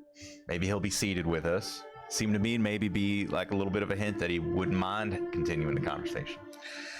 At dinner of all places, I came out here specifically so that it wouldn't be around everyone. I get it. I get it. I'll try to suss out if there's a good moment to bring it back up. Please consult Kiss if you do. She is also very good with people in a slightly different way. She might be more tactful. Yeah. Might. Well, you got us some information. I mean, he definitely knows who Rennie is.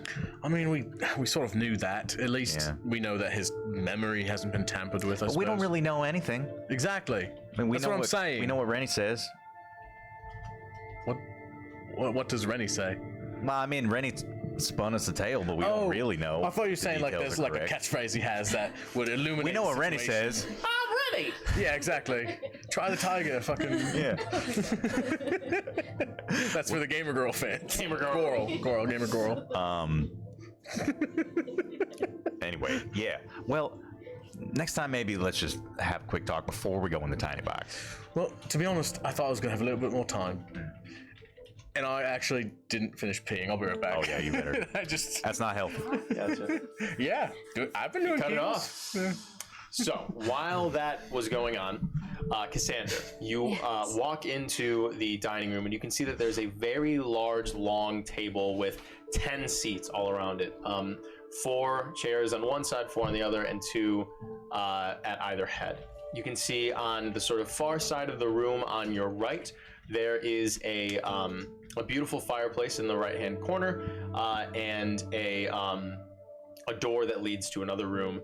On the other side, there is a piano in the corner that you can see. The back of Lord Ilan Thorn is just going to town on the keys of this piano. It's a beautiful, acoustic piano. It's not a grand or anything, though. It's just a small, understated piece. And the walls in this dining room are covered with different pieces of art.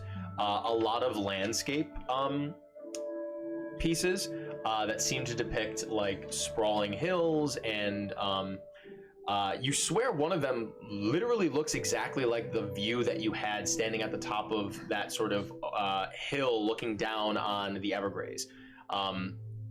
It looks exactly like that, except just without the town of Averlock in the corner. You can see the Tempest Peaks in the background of that. It's beautiful.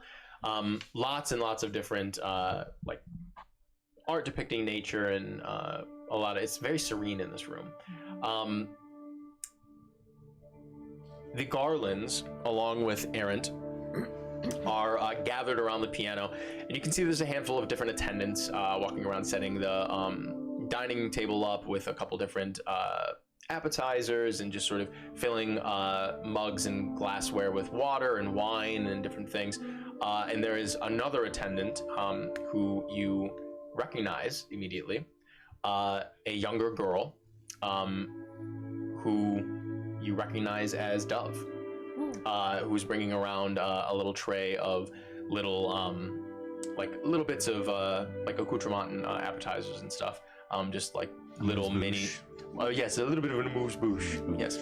I won't go into detail about those, but Dove just sort of she sees you and just sort of she approaches you as you assume she's done with everybody else, because you can see the rest of the guests have some of the amuse along with them, and she just says, "Hello. Would you like anything to start?" Sure, certainly. How are you doing this evening? Wonderful.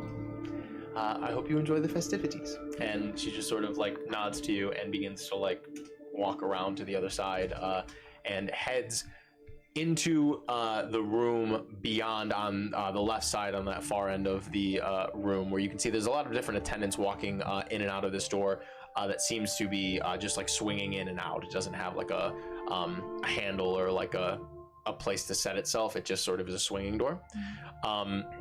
And you don't recognize any of the other attendants or anything like that. But there does seem to, you clock immediately maybe like 4 or so just like in the room, while Thorn is still like wailing on the keys. Did she look okay? She looked well dressed and made up in servant wear. Yeah, she was missing an eye, but other than that, she was fine. She's beaten half to death. Yeah. She's bleeding actively. I just mean, does she look like she's being, held here against her will? Make an insight check. I'd like to. What kind of jams is Thorn jamming on his piano? Oh, it's Elton. Some like Piano man. What do you mean? Some like Baroque style. It's very stuff. Baroque. Okay, it's very Baroque. It's a 7, but it was a natural 1. Natural 1. I mean, you were too taken. She looks sick. No, you were too taken aback by like just seeing her here to get an idea of whether or not she is being held against her will. Her body language suggests that she was not surprised to see you, but just sort of like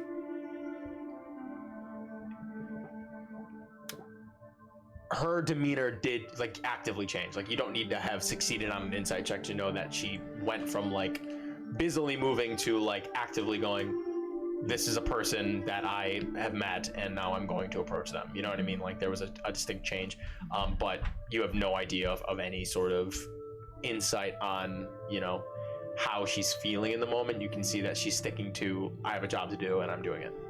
If I feel like no one's really watching me, I'd like to cast the message cantrip at her. I know she's like walking away, and just be like, Hey, sorry we couldn't help you before. We didn't want to make it worse, but are you okay now? Sure. First make a perception check to see if anybody is looking at you. And then Ibrahim approaches. you better not. If he's gonna. 10. He's fucking gonna. 10. When you look around, everyone seems preoccupied with the piano. And yeah, you cast message. Sorry, state again one more time what you said. Sorry we couldn't help you before. Glad to run into you again. Are you doing okay? Make a persuasion check. What is that? Oh, it's good. Oh my God. 28? 28. Jesus. You wait a moment. Another moment passes. And another moment. Finally, you hear, I'm fine, thank you. That's it. With a 28. You asked her a question, and she answered your question. You didn't ask her, hey, do you need help? Do you need this? Do you need that? You said, are you okay? And she answered you and said, yes, I'm fine. I'm gonna shoot one more message at her. Go for it. Are you being sort of held here as punishment? Do you need help getting out? Another moment passes, and she says, I'm doing the job that I was given. I'm afraid that... Actually, Message is 25, isn't it? It doesn't No. say that in the description. I was just What does noticing it say? that. You whisper a message. Target hears message, can reply in a whisper that only you can hear. Is it an action? Yeah. Yeah. Yeah, it's a 6-second phrase. So yeah, so it wouldn't be anything crazy. Yeah, yeah. It wouldn't be like a full conversation. So what she said before is what I will say. I'm just doing the job I was given. Thank you. Okay. I'm gonna go stand by the piano with everyone else and Sure. admire Ilan Thorn. Gotcha. Give him a little shoulder rub. Yeah, I suck on his toes. I don't know about all that. What? Oh, what? Oh, anyway. How are you gonna do both of those at the same time? Unless Easily. he's really flexible. Easily. All right, so you begin to watch his little performance, and eventually, eventually Harry sort of arrives in the dining room and just sort of dusts himself off, and he goes and takes his seat on the other side of the table and just sort of waits for everybody else. And then you do notice walking through. Well, actually, I don't know. The two of you walk back into the estate. Do you go directly to the dining room? I think so. Yeah, I don't know what else to do. Oh wait, I do want to tell you. I don't know if this is going to be helpful, but it's just information that I've gathered. There's some sort of like trap maybe at the top of the stairs. So, if someone else goes sneaking around, please let them know. Oh, okay. Whether that's you, which please don't let it be you, and if it's Kiss, God help her. Yep, got it. God's help her. God's help her. She needs more than one. Okay. And you do notice the two of your companions walk into the dining room. And gentlemen, just as sort of you arrive, you catch the sort of final little flourishes of this Baroque piece that Lord Thorn has been playing, as he does like a little flourish at the very end. Just sort of, and the rest of like the garlands and errands and the rest of the attendants sort of stop, put their plates down, and just sort of start to clap. And he says, thank you everyone. The Bared Souls. Glad to see that you've made it. We made it. Where's our fine furred friend? Feeling a little under the weather. We were a little concerned about the spontaneous arcanum thing. Oh, yes, Yeah. yes. Ibrahim told me about the intricacies of that could have been a little bit interesting. It's too bad, though. He actually devised something that probably could have helped suppress that. We've taken up manners for that. But if he's feeling under the weather, I understand. And where's our young friend Rocky? Staying home with Indigo. Also Making makes sure all sense. is Someone well. has to take care of the old goat. Exactly. All right. Well, I think that makes for everyone. And Aaron says, "Oh, is Laurent not going to be joining us, my lord?" And Thorn says, "Unfortunately, Laurent won't be able to be joining us this evening. I sent him off to the Crownsport West with a handful of hired folk to just take care of a little bit of business, you know, the usual thing. It couldn't be helped. We couldn't move it. It had to be done now. And he sends his regards to everyone. Unfortunately, you wouldn't be able to. Unfortunately, you can't meet him. Wonderful, jovial man. Good friend of ours, obviously." Oh, and Aaron speaks up and says, "I do wish you would have been here. He can really put some food back. He'd be very impressed." And Ilan just sort of says, "Yes, he can. Thankfully, we do not have to deep that far into the coffers to satiate that man, but he will be sorely missed. So everyone, please take your seats wherever you'd like." And he just sort of stands up and he begins to move towards the head chair at the sort of close end of, like, it's pretty much right next to the piano. And he takes his seat and he says, "Shall we start with the first course? Have you all had a chance to, you know, schmooze and get to know one another?" We've definitely at least made introductions. Wonderful. Yeah. Wonderful. What I guess what seats are sort of open? Yeah. You can see now that Harold and Jules sort of sit directly to the right of Harry. They do not surround him. Jules sits directly to Harry's right, and then Harold sits to the right of Jules, there's an open seat in between.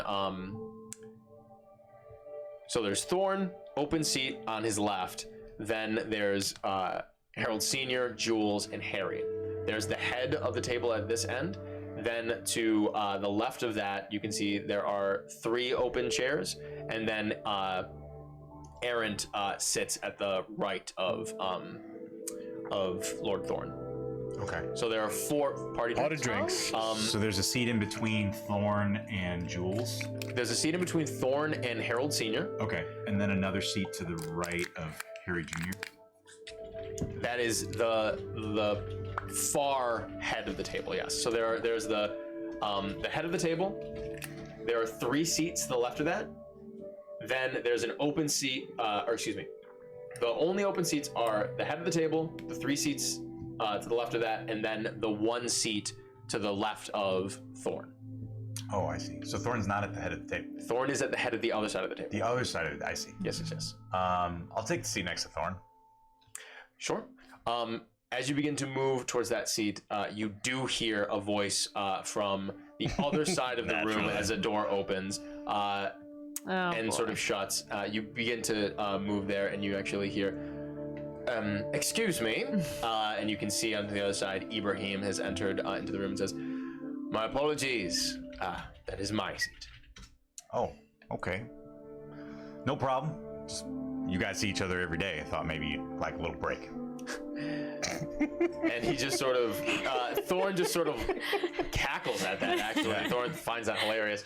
I say that to Thorn's face. I thought you might like a little break. Sure. Thorn just sort of, you are very, very funny, my friend.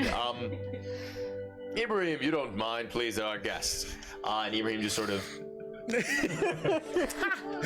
We could not be any more on this guy's shit list. And he just sort of like... Whatever you prefer, my lord. It's like a mosquito that can't be squished. Just fucking... And he walks up to the head of the table on the other side, and he sits there. Very distinguished. And he just sort of takes a napkin and flicks it out and puts it on his lap. The other seats are the three to the left of you. I'm going to sit next to Ibrahim because these chuckle fucks cannot handle I thought there was it. one next to Harry. No.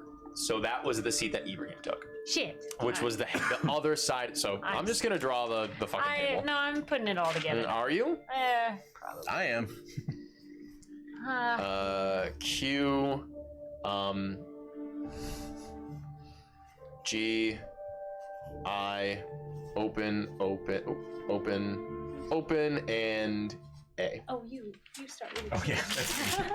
All right, so Q is Kill, who's sitting next to T, who is Thorn. A is Errant, and then the three circles are the three open chairs now. I is Ibrahim, who is at the head of the table at the other side of Thorn, and then the line with the G are the Garlands. Yep. With the big G being... Big G being... Baby Garland. Sorry, no, Big G is Baby Garland. Big G. And I am right across from Baby Garland next to Ibrahim. I'll sit next to you. Great. And so there is an open space between Errant and Kiss, which would have gone to Laurent. But Laurent is not. So there weren't going to be enough seats if Laurent was here? No, there's the one No. open seat. Laurent is the open seat. Oh, I get you. Yeah. Oh, yeah, because Kill already sat down. Yeah. We look like periodic table. Excuse me. The open seat would have gone to Indigo Oh. because right. Laurent was already not He was accounted not for. accounted for. Yeah. Got I it. misspoke. Yes. You're right. Got Cool. Cool. And so, Alrighty. so then I'm between Thorn and Jules. You're between Thorn and Harold Senior. Oh, Harold Harry. Senior. So Harold Senior, Jules. Jules, and Harry.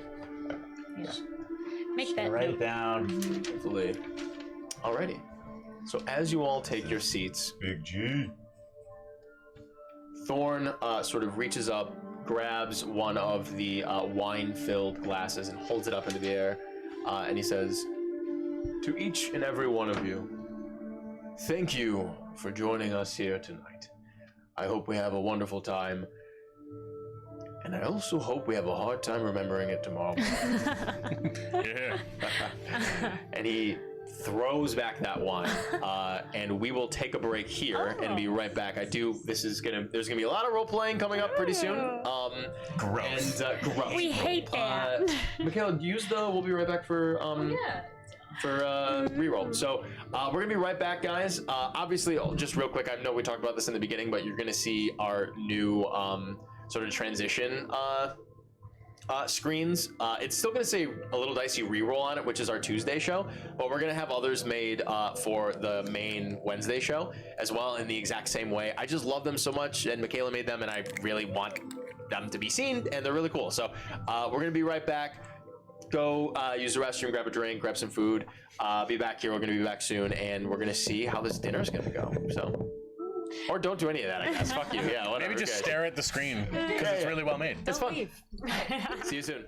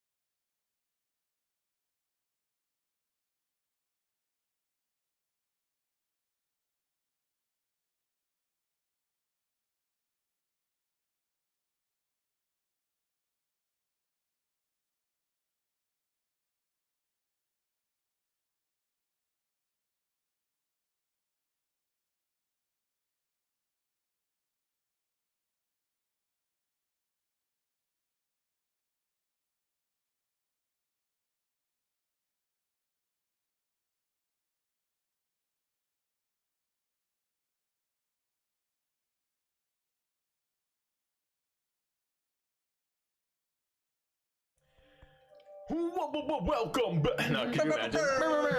Welcome back, you guys. Oh, Jesus Christ. We were not ready. I wasn't ready. Apparently not. I was drinking. Hard liquor. All right. Sangria. It's sangria. Yeah. I'm having a good time. Alrighty, so welcome back, everybody. Let's hop back into the episode. Having a good time. It's I'm very funny.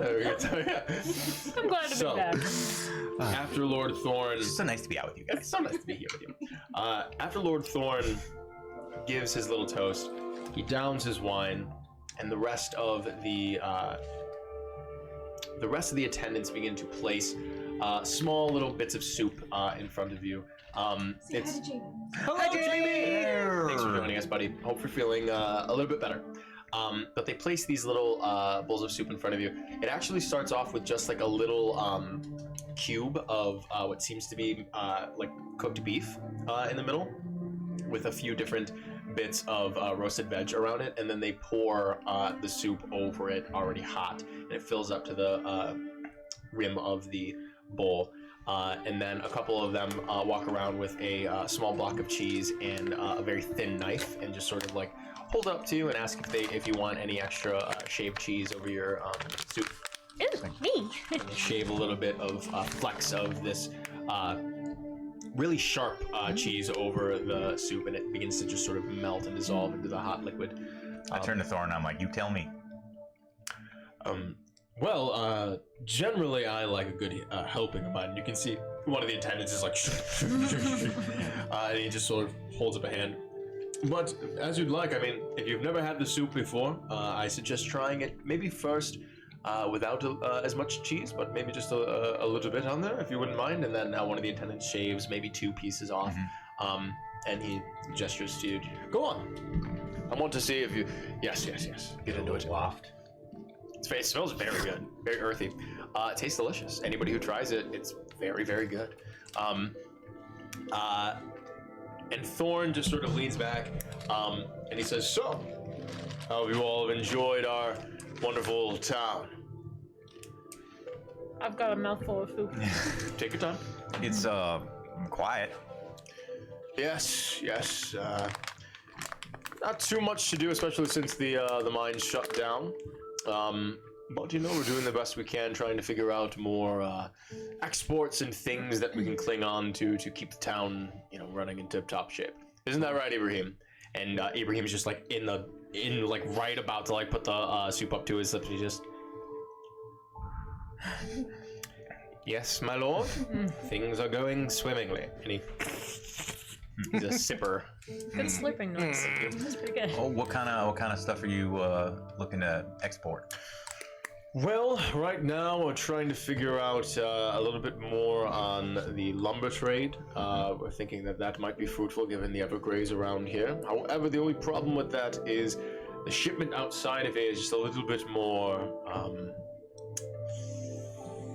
taxing, to say the least, and we'll have to purchase a couple more horses.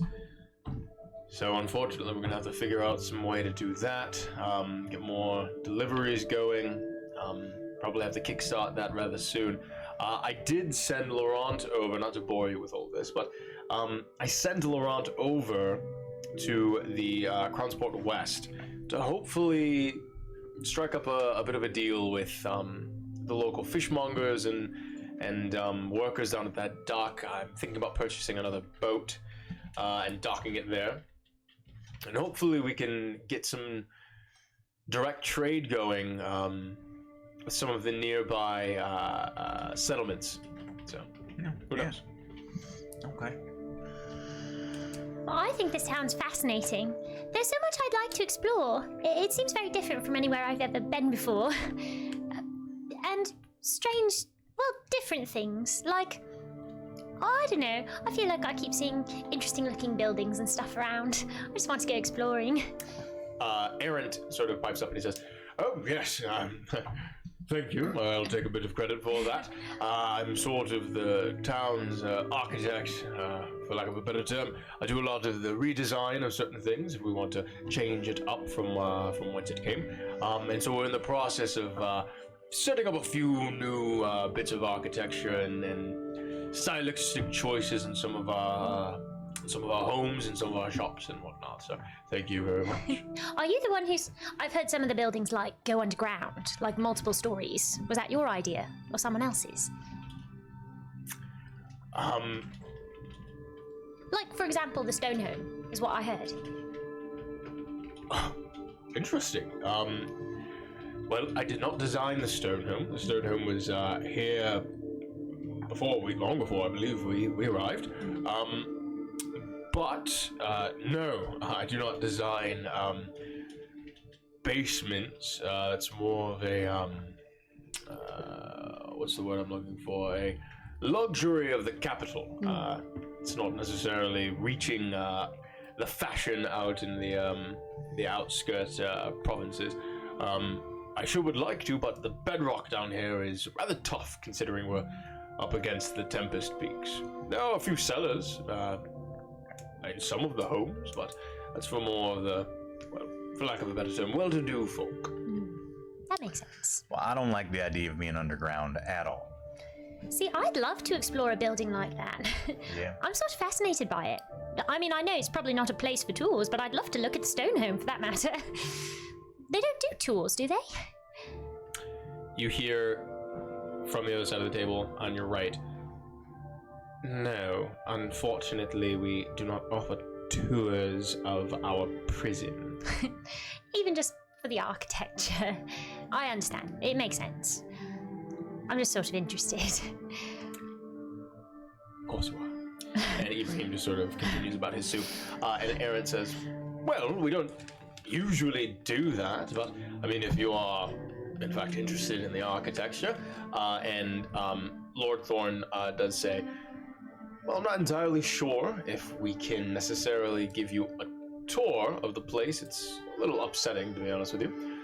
Certainly no place for a young woman, but perhaps you can speak with Aaron at some point about it. I mean, he does know it like the back of his hand. We've made a couple changes as we could. It's a little hard to modify a single piece like it is, but I'm sure he would. And Aaron sort of chimes and says, I would be honored to have that sort of conversation with you if you are interested in architecture, yes.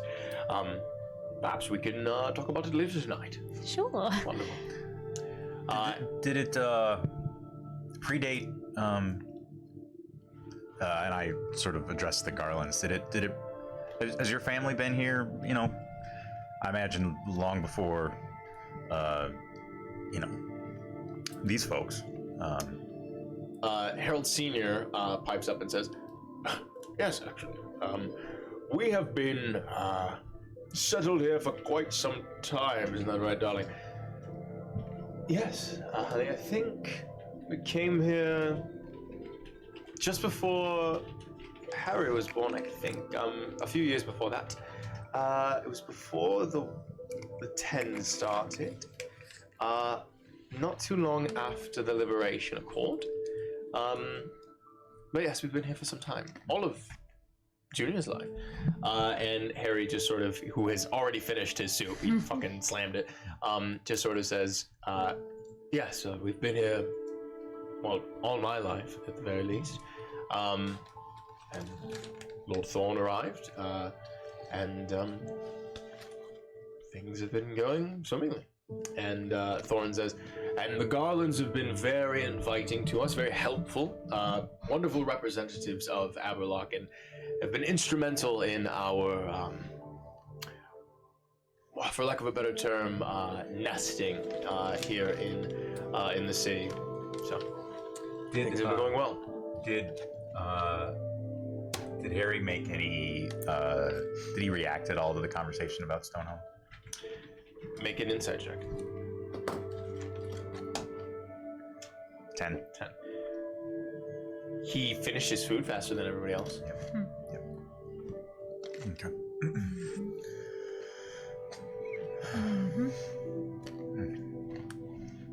You know, it does seem to be a rather quiet town, as Kill said. How do people, you know, unless they're invited to wonderful dinners like this one, how do they make friends, just in life? Are there schools here? Ibrahim says, well, there are trade schools, yes. I mean, for children. Right, so generally, I don't know how it is over at Cinerode, but families are oft left to teach their children mild manners and things of that nature. Basic learning facilities, mathematics, how to read, how to write. Some are not as fortunate, unfortunately, but everyone does the best they can. And if you are interested, of course, you could take up apprenticeship with one of the tradesmen in the town. I was homeschooled, and I just remember it was sort of difficult to make friends. I imagine it might be simpler here, which is fine. Every town's got its own thing, you know. Quite. I bet he was homeschooled. Yeah.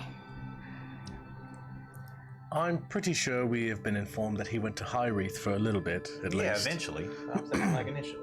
Oh, as a child? Yeah. I was. I don't mean any disrespect. I understand. It's hard to read your face. Why would it be disrespectful to say that I bet he was homeschooled? It seems offensive. And Thorn pipes in and says, Ibrahim is a modest man. He's spent most of his life studying, yes. We met shortly after he graduated from the academy. So. It's so wonderful that you two are such close friends. Well, the war will do that to you. When you're stationed in the same place, fighting for the same cause, you form a bond. Yeah. Nice to have a sort of ride or die person. Yes. And he just sort of looks across to Ibrahim and he holds up a cup, and then he also pats Errant on the shoulder and just sort of squeezes him. If only they were onto a hair, you could attest to that. He's more of a he's more of the more reminiscent one. He likes to ruminate and to reminisce. The Tens was a trying time for all of us, even for everyone in Everlock. But we fought tooth and nail, and finally, the country is united again. So he holds up his wine again. To the crown! And the rest of the party just sort of holds it up, and you can see Harold Sr. and Errant like really proudly proclaim the crown. And then Ibrahim doesn't proclaim anything, but he holds up his drink as well, and he is definitely like behind that. Passive on kill, you notice that Junior doesn't necessarily like reciprocate that.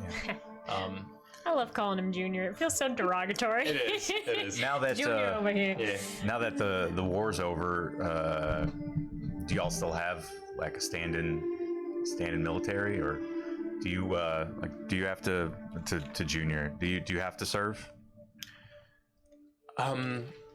Well, and he looks over at his parents and he says, technically, I have the privilege to not do that, so if I so wish.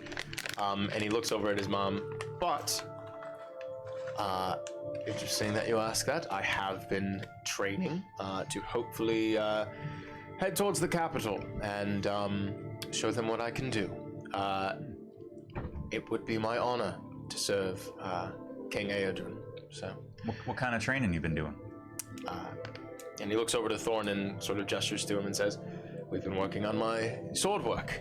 And Jules just sort of says, "Have you now, my lord?" And Thorn just sort of, "We have. Didn't realize you didn't know that." And just sort of, and Ibrahim just sort of,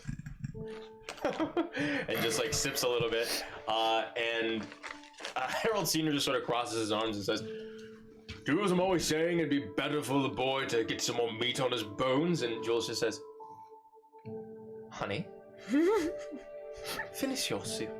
And he just sort of, and he goes back to it. And she just sort of puts her spoon down, grabs her glass of wine, and just sort of training is fine. But my son is going to stay right where he belongs and not be risking his life for people across the way. And Harry says, I'm not risking my life, I am dedicating my life. And then Thorn just sort of puts a hand on his table and says, we can speak about this another time. Perhaps not in front of our distinguished guests. This is more of a private matter, apparently. My apologies, everyone. And June just sort of, my apologies. But to answer your question, I do not have to serve. Okay. And under his breath, he says, but I would like to. And you also hear Jules say, drop it. And Thorn just sort of grabs his sort of glass of wine and like finishes that second glass as well and puts it down. He says, I think the second course should be coming around soon. How about that? And he gives a couple claps. And the next, yes, Michaela? Wild magic surge savage. Oh. Good to know. Oh no. Good to know. Oh no. I will roll the D100, or actually D300. Give me 1 second. Ready, dice. Oh no. Yeah, oh yeah, we're gonna find out about this next week. Like, wait, it's not gonna happen around us? You don't know what's gonna happen right now. Hold on, my God. I'm grabbing my D300. we are waiting to I find know, out. but I just thought, I don't know, his magic rubbed off on us or something. Yeah, I mean, could be. We don't know. Watch him just appear on the table Hello, everyone. and then explode. Yes. All right, so I'm gonna roll a D100 and a D6. The way this is gonna work is the D100 is gonna show the second digits, and the D6 is gonna show the first digits. Okay. Yep. The we're gonna do 1, 2, and 3 are obviously 100, 200, and 300, and then 4 is gonna be 0, so it's gonna be whatever shows on the D100. 5 and 6, I'm just gonna reroll. Okay. Cool. Yeah. Okay. So What if you just use a D4? that's way smarter. I don't know why I grabbed a D6. There it is. Okay. Yes. 4 is 0, 1, 2, 3 is 100, 200, 300. 190. I think this is a 1, not a 7. Yes, 191. 191. It's a good number. It's a good number. Feels Let's see. lucky. We all lose a pound. Yes, everybody gets a little thinner. We'll see. That was such a delight. But that was the regular wild magic table. Okay. I'd hate for this to like completely just be fully irrelevant and for like no one to or whatever. I'm gonna re-roll because this does not count for this is just spell affects caster rather than target. So there's no actual surge on this, so I'm gonna re-roll this. This would be if Indigo was casting something. But he's not. Makes sense.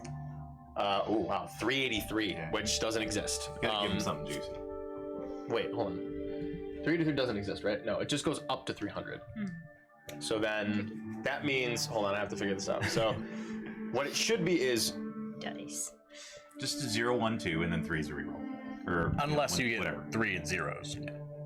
so 3 is a reroll. We'll call it, right? So I reroll this one, which is a 1. So 183. Okay. Make sense? I like it. So close to 190. It might be the same thing. Bro, isn't it It's not the same thing. They like. Oh, that's very fun. I turn blue again. So you yeah, we'll find out about this next week. Yeah. No way. Yeah.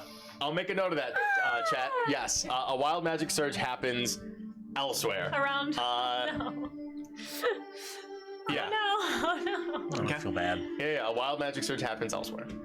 Because right now, technically, yeah. Oh my god. I trust that something has happened, chat. Don't worry about it. Oh god. Something has happened. We're not gonna find out for a week. Maybe not. I don't know. Depends on what you do today. I sprint out of the building and go find. I go, I sense something. Seems like something. Indigo is into some bullshit. I feel like I might have that sense. The rest of the attendants start to bring in a second course around. This time, this is a sort of like a rice and lentil dish that is more along the lines of like a mushroom risotto. Right up your alley, Gil.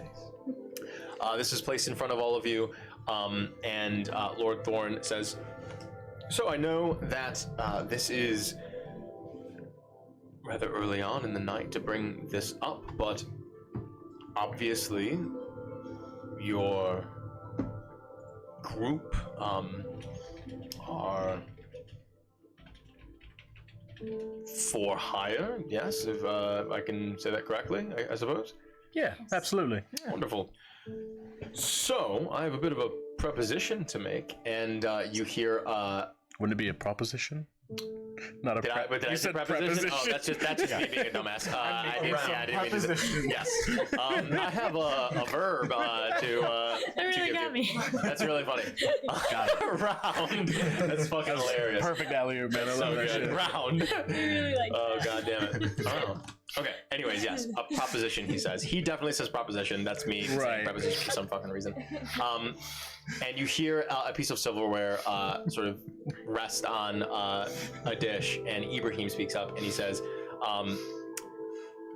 sorry, this was not brought up with the coffers. I don't know if we have the coin to... And Thorn just holds up his hand. This would be coming out of my own pocket, not the reserves. You see, I've been rather vague about the reason that we shut down the iron mines recently. For good reason, of course. There have been some reports by our miners, our workers, that there have been irregularities popping up here and there in our iron mines. We worked as much as we could through them, but unfortunately, they became stubborn to the point of having to shut down our operation, which is just a shame. It is our main export. It is what gives the town its strength for the most part, economically. It inspires others to continue to work and to provide for their families, and right now a lot of people are without. A lot of my men that are stationed out in the province in general are spread thin. Our neighboring towns and cities have commissioned my Black Hands to be stationed in their towns as well. We have the largest sort of standing militia, for lack of a better term, in the province, and so we do our best to help others around us. But that means a scarcity of work, and most of my citizens are trepidatious about venturing into the mines, and I would go myself, but I have many things to attend to along with my councilman, and this seems to be a wonderfully suited errand for folks like yourself, risking certain things for good amounts of coin. Yes, as you all know, as I've told you, these folk slayed a giant recently, actually, a bounty that our good friend Laurent put out himself on his travels, watching and barely escaping an attack as he's working the trade routes. These folk felled this giant, apparently, which is incredible. So it makes sense to me that, at least if the coin was good enough, yes, that you might be willing to take a look inside our mines for us, for the good of the town, hopefully to get this back up and running. All we're looking for is a bit of information. Some of the miners have reported that they hear strange sounds. They've seen odd, some of them have reported hallucinations here and there.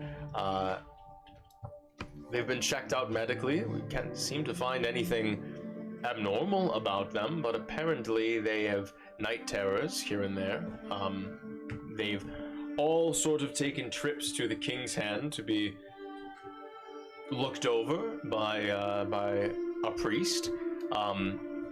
He says he's been praying for them and everything, and I believe one or two of them have ceased on their nightmares. but there have been a few reports stating that they continue to have these night terrors. And it's just awful. It is just very challenging. And so it would be, well, our town would be very grateful, as would I, if you would be interested in earning some of this coin. I could offer you each 30 gold pieces from my own pockets. And Ibrahim just says, my lord, please, I think that, and Thorn just sort of holds up his hand and says, Ibrahim, this is my business, not the town's. Excuse me, everyone. I'm going to use the restroom. And Ibrahim just sort of stands, puts his spoon down, and walks out of the room. Yes, Miguel. We didn't fix the Easter egg thing, but can I redeem it now? I never fixed the Easter egg thing. You're right. Go ahead and redeem it. That's fine. Ooh. So Easter egg, who are you giving it to? Kill. Kill. So a sudden insight about this situation. Matt, go ahead and roll a D4.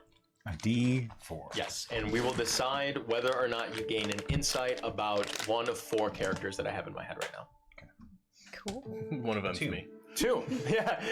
Kaz is a boner. No. Anyway, so I didn't even know that. I felt it from way over here. I know. Yeah, it's crazy. Good lord. That's why I wasn't intimidated earlier. Yeah. Anyway, so All the way across 2. the table. How many legs does this table have? What is that? Anyways, 2. You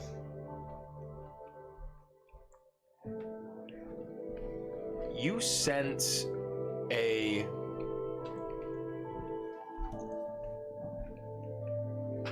there's something about the interaction that Ibrahim and Thorn had and were having and had up until the point that Ibrahim left. And while you felt like you were getting one over on Ibrahim and he was being put in his place somewhat, when the interaction ends, you get an overwhelming feeling that it seemed too good to be true. Like, it almost felt choreographed in a way. Like, you just get this overwhelming sense of, like, there was something inauthentic about that. The recent interaction, or the fact that I'm sitting next to Thorn? No. The interactions between Ibrahim and Thorn at this dinner so far. Yeah, okay. Something seems to be inauthentic about that. Wow. Nice placement of the Easter egg. Miguel. Oh, wow. If you don't mind me asking, do you have any information about what's going on with the mine doll? Like, I know you said people came back with night terrors. Did they? Yes, so they reported hearing certain oddities in the mines. Some of them reported seeing, if I remember correctly, it's like delusions of grand terrors in the mines itself. I'm not entirely sure. The mines go relatively deep into the peaks, into the bedrocks. The cavern was natural, that was already discovered here, and we just sort of surveyed it, decided that it was, ripe for the picking, and began to dig as much as we could. And it was, I think, at the process of. This started to happen, I think, 3 months ago or so. Maybe earlier, something like that. Yes, and reports of odd sounds, accidents happening where there weren't before, lots of competent men and women becoming incompetent. Relative confusion about the workers that would subside, apparently. Other than that, I'm not entirely sure. I definitely would keep my wits about myself if I were to be heading in there. At least that's what I've been hearing, rather. How long has this been going on? Like I said, 2 or 3 months or something like that. Well, excuse me. We stopped excavating about 2 or 3 months ago. Yeah. The night terrors for some of the folk that did not fully recover from them, last I heard, I think 1 or 2 young men are continuing to have these irregularly. It's not every night, apparently. You'd have to get. I would encourage you to speak with them. But It sounds fascinating and directly up my alley as far as adventures go. Personally, I'd love to. How do you two feel? Sounds like some sort of something to mess with your brain. Mm-hmm. I don't have a whole lot of those to spare, but maybe that'll work to my benefit. That's the spirit. That's the spirit. Can I?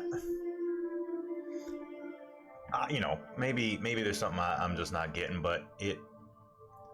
So you had to shut down your main source of your main driver of economy here. Right. 2 to 3 months ago, you're sending Councilman Laurent out to try to generate new revenue streams. Sounds like. I probably don't know what a revenue stream is, but I said it and I can't take it back. I guess I'm just, we got most of the councilmen here at this dinner. And nobody could find some time to go down to the mine and figure it out. Well, most of our information came from Ibrahim.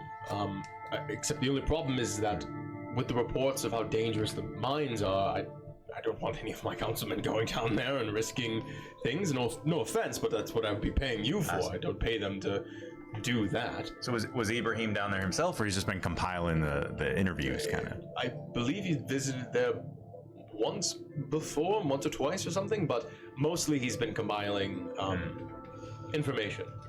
Okay. Well, you're sort of a hunter, aren't you? Would you want to come with us? Catch whatever the beast is. Well, I'm not entirely sure it is a beast, and while I do very much so enjoy the hunt, yes, I'm afraid I would not be able to join you. I have much business to attend to here. We're going to be preparing relatively soon for an invitation to Kroon Bale. The king is having a bit of a soiree, I guess, for lack of a better term. Apparently there's to be some sort of new decree, and a lot of the different sovereign are invited to attend across the land. So I've heard rumors that it may or may not be celebration of the young prince in some way, shape, or form. So I've got my business to take care of in preparation of that. So unfortunately, I won't be able to accompany you or really do much of anything of fun or note. I just had an idea. I mean, we're very capable, as you know. We were able to take down a giant pretty easily, I have to say. But why doesn't the young Mr. Garland join us? Test out some of that training he's been doing before he ships off to God knows where. There you go. Harry sort of perks up. Sorry. He has work to do at the shop, actually. So, and Harry just sort of looks at Jules and just at his mother and just says,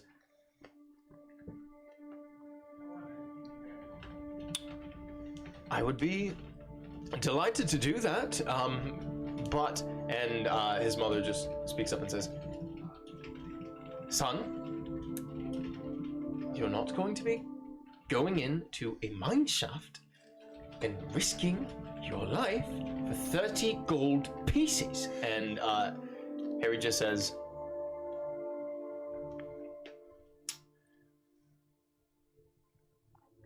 "I would have loved to." And Lord Thorne just says, "Lady Garland, no one is forcing Harry to do anything that would put him in danger. It's all right. That's a wonderful gesture." I was just, and if it makes you feel any better, my lady, I'm usually at the front line anyway. So Harry could be way in the back, kind of scouting out, just dipping his toe in the water. It might be a nice sort of compromise. If you don't want him shipping off to war, etc., this could be a way of, quenching one's adventurous spirit while really remaining relatively safe. He'd be in excellent hands. Make a persuasion check, and with advantage. One of you make it with advantage, since you are both. I'm gonna make it. With advantage, you say? Mm-hmm. Okay, well, I'm glad it had advantage. Oh yeah, 27. 27. Uh-huh. So,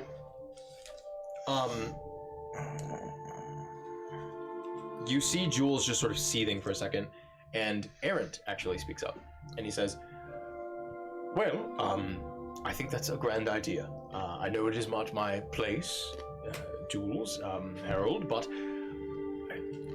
we're fast friends, are we not? I would be more than happy to chaperone to make sure the young man sort of stays outside of the line of fire if there were to be any fire. I would love to accompany you. I will be keeping my distance, but if that would make you feel better, I wouldn't mind." And Lord Thorn just sort of says, "I would prefer that you didn't, Errant, to be honest with you, but if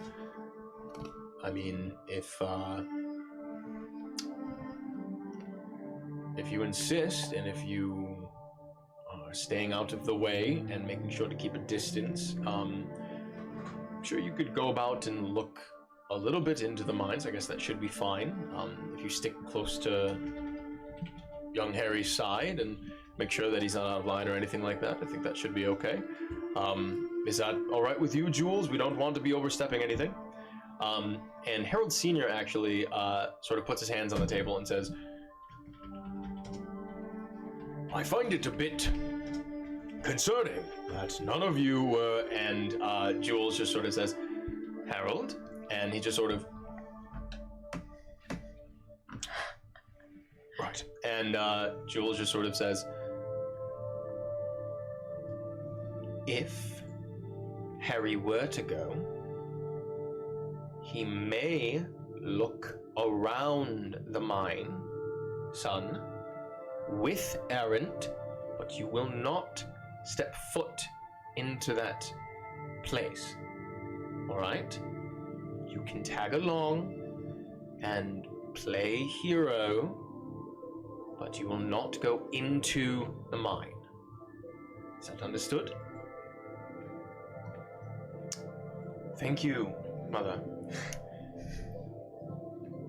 If you would have me, I suppose myself and apparently Errant would love to go. So, I would love to." Well, good. Wonderful. Wonderful. Wonderful. And I don't plan on spending that much time down there anyway. I don't particularly like being underground. So we'll just get in and get out, and it'll be, I'm sure we can handle it. Thorn says, "I'm sure you can as well. I will pay you 15 gold up front, and the other 15 when you return with any sort of information that you might have. Does that sound good?"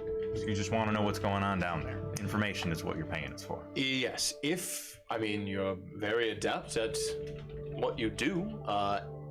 How's about if you are able to quell whatever is going on already, or you have uncovered something and dealt with it, or anything of that matter, I will throw in an additional half of the pay. So I'll pay you an additional 15 gold on top of it all. Does that sound all right? Perfect. Absolutely. I got one more request. I saw your man Ibrahim. He's got his fancy oven stove thing that he uses in his crafting. Oh jeez. You seen him Yes, do that? Yes, his alchemical contraption. Yes. Yeah, well, I'm just kind of dipping my toe into that as a bit of a hobbyist, and I asked him if he could maybe make me one or give me one, and he was kind of not too interested in doing that. I thought maybe you could put in a good word, see if maybe he could. I'd pay for it, Make a persuasion check. 4. He just sort of laughs and he says, "I will do my best. I don't know if even I could command him to share that type of information with someone. I guess technically I could, but to be honest with you, I don't really... I like you, Kill. I'm not trying to deal with that much of a pain in the ass. Hey, I get it. And I'm sure you do. I get it. Even from this side of the table, I get it. Well, A deal then, yes. I'll have Ibrahim write up the contract. I know he'll be a bit begrudging to it, but we'll write up the contract. Perhaps on the tomorrow morning, you can head out and do that. Is that all right? Do you need more time or anything? I would prefer we do this as soon as possible. Excuse me. But yes, maybe you just get a good night's sleep and head out in the morning. Tomorrow sounds wonderful. It's okay with me. Great. Provided we don't party too hard tonight. Actually, that is very true. That is very true. Well, hopefully you don't overstep anything. But wonderful. Well, I'm glad that we got that out of the way. I was a little anxious to bring that up, to be honest with you. I know it's in the middle of dinner. It's a little bit of a faux pas of mine. My apologies. And he takes a little bit of a sip of his drink. We're not too knowledgeable in faux pas, taboo, and all that, so we wouldn't have even noticed if you didn't say anything. One faux pas for you, that means we all get one. I'm banking it. Sure, why not? All right. Why not? All right, can you add that to the contract?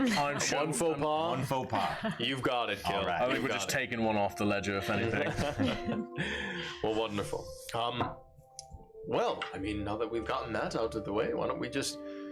I mean, I don't know about you, I'm moderately full already. Would we skip to dessert, I think? Yes. Wonderful. And he claps twice, and the attendants sort of start shuffling things in and out, and this time, you see, you all see now, Dove enter out from what you assume to be the kitchen area, just behind Thorn, and she alone comes out with like 10 different plates on this very large platter, and she sets it on a small little wooden like tableside thing next to the large dining table, and she starts passing out a small little bowl of what is basically creme brulee with a mound of different berries and fruits on top of it, and she places it in front of everyone and places a special little silver spoon on the lip of like the bottom little beautiful gold trimmed dish that the bowl sits on top of, and when she gets to Kill, you notice this, when she gets to Harry and she places the dessert down, she seems to like sort of slightly lean in a bit further to Harry and places something down. You don't necessarily ascertain anything more than this sort of more intense lean towards him, but nevertheless, you do catch this Kill. Okay. I don't perceive any kind of whisper or anything. She just lips. This is just your passive, and she's pretty subtle about this, but you catch it. So she gives him the same spoon, but she leans in Yeah. further. Yeah. Whatever. Okay. Yep. I was already thinking this is poisoned, and now I'm convinced. Is there any kind of look on Ilan's face, like, because obviously he was there when we saw him like drag her away or whatever, terrorize this girl. Is he like Make an looking at insight us? Yeah. This dice is broken. Natural one. Yeah. Let's dive. Yeah. You look over It's a at him, and he is just like, he's just excited about the dessert. Like he legitimately is just like, This is my favorite. yeah, like literally he turns to Errant and says, I'm so excited. It's very rare that we get the right temperature for the sugar on top. And Errant just sort of says, oh, my lord, I know. I'm very excited as well. I can hardly keep my containment tin. Does everyone have theirs? And everyone at this point, Dove is served. Did one get laid down for Ibrahim? Yes, one did get laid down for Ibrahim. Okay. And so Dove just sort of moves back as Thorn just sort of grabs his spoon and says, all right, dig in. And everyone just starts to take a few bites of the creme brulee. Crack, crack. I kind of observe how other people are eating it. Make an insight check. Or make a perception check, rather, sorry. 19. 19. Harold Sr., Thorn, and Errant are just fucking housing it. They're just like, oh, fuck yeah. Jules is very daintily and meticulously cracking the caramelized sugar, scooping it and like eating it, but like she's going through like a motion of like a pattern, almost like this is There's how some she does it every ritual to time. it. Yeah, almost. And Junior is sort of like, at this point, he just sort of is set up straight, which is a little bit different. He was slouching a little bit before, but now he's sort of sat more up straight, and he grabs his spoon and he cracks it, and he scoops it in and he looks up, and you can see he like sort of like meets eyes with you and then looks down, takes a bite, and then you can see him look at both Kiss and then also Kaz as well. I don't want this to seem like metagaming, because I was convinced and am convinced that there is something up with these treats. Yeah, that's fine. The second someone came out. That's okay. Is there a visible difference between mine and Ibrahim's? Because I kind of want to switch them out. Okay, that's really funny. I mean, you're right there. You are the one next to it. Yeah. Just make a perception check. Sure. And I don't think that's metagaming. I think that Kaz can be paranoid about that. That's fine. I think that's a dirty 20. Dirty 20. Perception, you said, right? Yeah, perception. Dirty 20. Yeah, I mean, you look over at it, and I mean, the structure of the berries is like different. Like, it's very clear that someone just took like a handful of berries, like mixed berries, and just put it on top. They didn't like actually place them on top of this thing, so it is different in that sense. But it doesn't look tampered with, or yours doesn't look tampered with or different in the sense of like it's. But does it look like he has more berries than me? You can pretend he does. Oh my god. No, that's an important thing to me. I would say that he does not have more berries than you or less berries than you. He has the same volume of berries. I think his look a little better. Do you think he'd mind if I switch him out? He's not here. He seems to not mind just about everything. So Very nonchalant guy. Easy and going. Yeah, you swap it out. yeah, Sure. and then I'm gonna take like a small bite. It's very fucking good. Probably the best thing you've ever eaten, because you spend a lot of time. You spend a lot of time at sea. You're a little orphan boy. I like drop the spoon. No, seriously, you're like, this is like life changing. Like, it's that good. It's fucking amazing. Oh my god. Is it really good? Yeah, I'll go ahead and eat. Yeah, same thing with you, Kill. It's probably the most sweet, like, intense thing that you've ever eaten. Kiss, probably you as well. I mean, you've had like treats like this before, like small ones that maybe your sisters have brought back to you, but this is like decadent. Yeah, it's very, very good. I am trying to contain myself, even though I don't think like anything would have been wrong with Ibrahim's. There's still a part of me that's like, I don't like this. God, it's so fucking good though. I'm sure another bite won't hurt. Like, absolutely. As you guys are tearing into it, speaking of the devil, and he shall appear, Ibrahim does return back into the dining room, and he moves to his seat, and he just sort of acknowledges the creme brulee in front of him, and he just sort of looks about. Okay. Kill.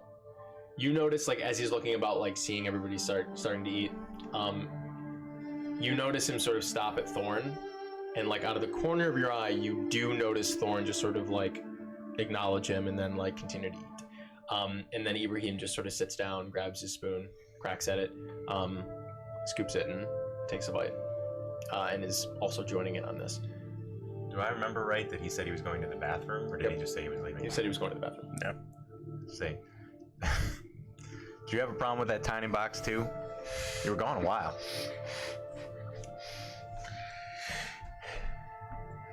Are you speaking of the facility? He got stuck in there. Yeah, He's kind of a bit bigger than us. Is that what the splinters in the door were? Oh, I'm sorry about that. I would imagine so. Of course. Take a gold off. I didn't know. I didn't even notice. Neither did I at the time, but I would assume, because I barely touched the structure itself. Well, la-dee-da. Mister, I've used the loo before. I am quite smaller than you. I do not have any troubles. Thank you for your concern. Some of us like to take our time, but that is not a pleasant conversation for dinner, is it? Well, no, I didn't ask for details. I was just asking. Hey, we're cashing in our faux pas, aren't we? There we go. Already? Yeah, that's all right. Well, no, it doesn't start yet. Okay. What? Yeah. Oh, the rules are fake and I nothing was matters. making a little joke to lighten the mood. It did not work. So, roughly what time of night would it be by now? Probably closer to like 9. Yeah. Okay. After you're done, after everyone's done eating, do you typically keep the party going, or does everyone just sort of go their separate ways? Yes, I mean, well, usually we sort of play some more music, sing and drink as well. Tonight, though, I know I talked about the big game, but since you all, agreed to our little deal, and Ibrahim just sort of says, don't you think it's best to go into the morning if you're going to be taking this job? About your wits? And Lord Thorn just says, Ibrahim, enjoy your creme brulee. How about that? And Ibrahim just says, and he continues, and Thorn says, usually we would. And who knows, maybe I'll have a few more drinks myself, but I think we might wrap it up early tonight, if that's all right with everyone. And the Garlands and Aaron just sort of like, shrug their shoulders and say, yeah, that's fine. And Thorn says, you're more than welcome to stick around. I have my groundskeepers here. I would just ask that you stay on the bottom level. Upstairs are our living quarters and stuff, and it's just privacy and all that. But we can also. Depends on how I feel later. I might be taking a midnight stroll. Who knows? But if you want my advice, I would probably get some rest. But you're more than welcome to join me. Doesn't matter to me. Noted. Thanks. I was just hoping to hear you play at least one more song on the piano. Oh, I will. Don't you worry. I will be doing that. I will be doing. I've only taken like 2, maybe 3 bites of my creme brulee, and I am actually gonna offer it down the line. Oh, I'll definitely have some of yours. Oh, enjoy. Thank you. Kill, do you want And I'm some? like, the whole time, because I do want it, but I'm like convinced something's up with it. That's so funny. It's so good. Go ahead. I'm eating all of it. Yeah, you get kind of that like face sugar like rush feeling a little bit. And it's very, very good. It is by far the sweetest thing I ever had. Just a little bit is great for me. Bit of a shock to my palate, I'll tell you that. So, for the sake of brevity, is there anything you guys want to try to do? At this point, you basically finish up the dessert. The conversation turns to more of like small talk situation, just sort of that like it's very clear to everyone that the business of this dinner has sort of like been concluded now that you've accepted that offer of employment, and everyone's sort of like chilled and whatnot. The dinner is sort of ended. Everyone's still drinking. Thorn does get back onto the piano and start to play, and like he doesn't really sing. He sort of like hums like different tunes and stuff, but he lets the piano speak for itself. Ibrahim excuses himself, and he actually goes through the door behind his own chair. There was one kitchen door. Sorry, Is that the kitchen door? the kitchen door is behind Thorn's chair, Okay. but there was another door to another room behind Ibrahim's chair, Sure. and he goes through that, and he actually doesn't reappear in the time that they're playing music and anything. Harry, as things are getting set up, seems to get up and excuse himself a little ways into the new piano playing, and he just sort of walks out in the hall and exits out of the dining room. But for the sake of brevity and just for the lack of having anything else that they all wanted to bring up heavily, is there anything that you all want to do, spark up conversation, try to hone in on, or anything like that right now? Does Harry flash any Junior? Does he like flash any eyes at me on his way out? No, not necessarily. Not that you notice. He just sort of is the only one to like get up and leave, besides Ibrahim, who didn't go into the hallway but left through another door. Okay. Can I? So music's playing. People are enjoying themselves. Yes. Right? Can I just not chase Harry out into the hall, but just after he walks, can I just walk out and like pop my head out and see if he's gone or if he's like lingering? Sure. Yeah, make a perception check. 10. 10. So the 1 and 2, 2. The dice You actually see him sort of in the middle of the extended foyer, and he's staring up at the bronze dragon trophy. Just sort of hands in his pockets. Yeah. I'll walk up to him. Do you know him? Just classmate of yours. I'll just kind of like join him in looking up at it, and I'll say I've seen a lot of big creatures out there, but I've never seen anything that quite captured the imagination like this one. Yes, this beast is quite ferocious. You know, they say at one time dragons were the protectors of our realm, our continent. There were certain members of their collection that masqueraded and had ill intent for the people that they were supposed to protect. Stories go that it's very hard to distinguish between those two types of beast. What do you reckon this one was? I don't know. It does seem to be that, those that kind of have their run of the place all seem to find themselves with that conflict to protect or to follow their own ambitions. I imagine that this one felled by a single man. My guess is he was protecting something.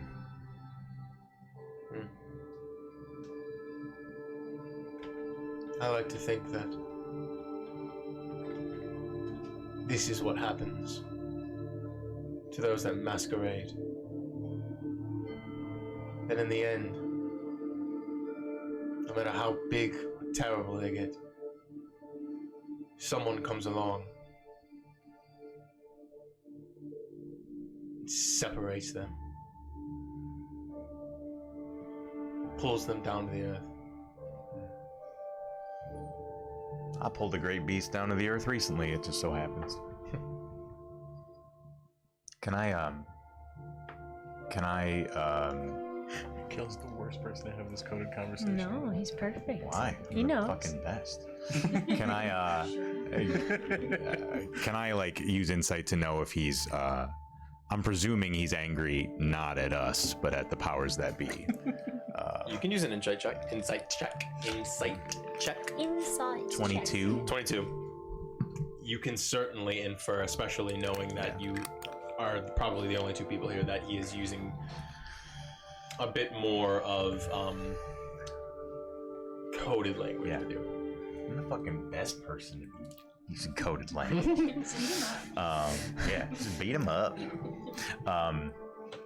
No, I figured you meant me. No worries. Kill just takes a swing. Yeah, fucking kill him. It's killing time. It's killing time.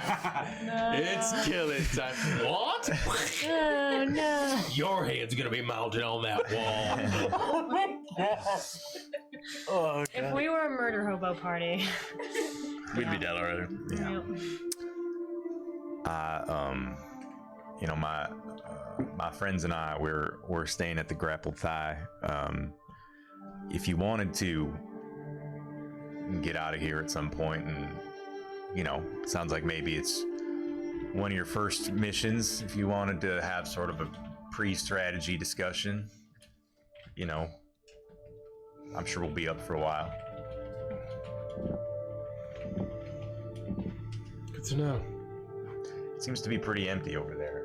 I don't know why I'm looking at you. You're not here. I'm not here. Seems to be pretty empty over there. I'm sure we could, you know.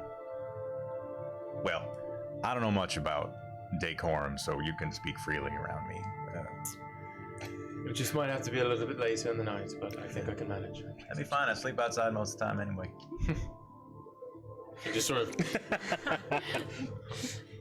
I like that he gave the laugh first. Huh? Yeah. Noted. Yeah. Well, your lord and his boys, you can tell they've been around a while because they seem to be proficient in nonverbal communication. I'm a bit of a I'm a perceptive one. So, you know, I don't know exactly what's going on, but I know fool.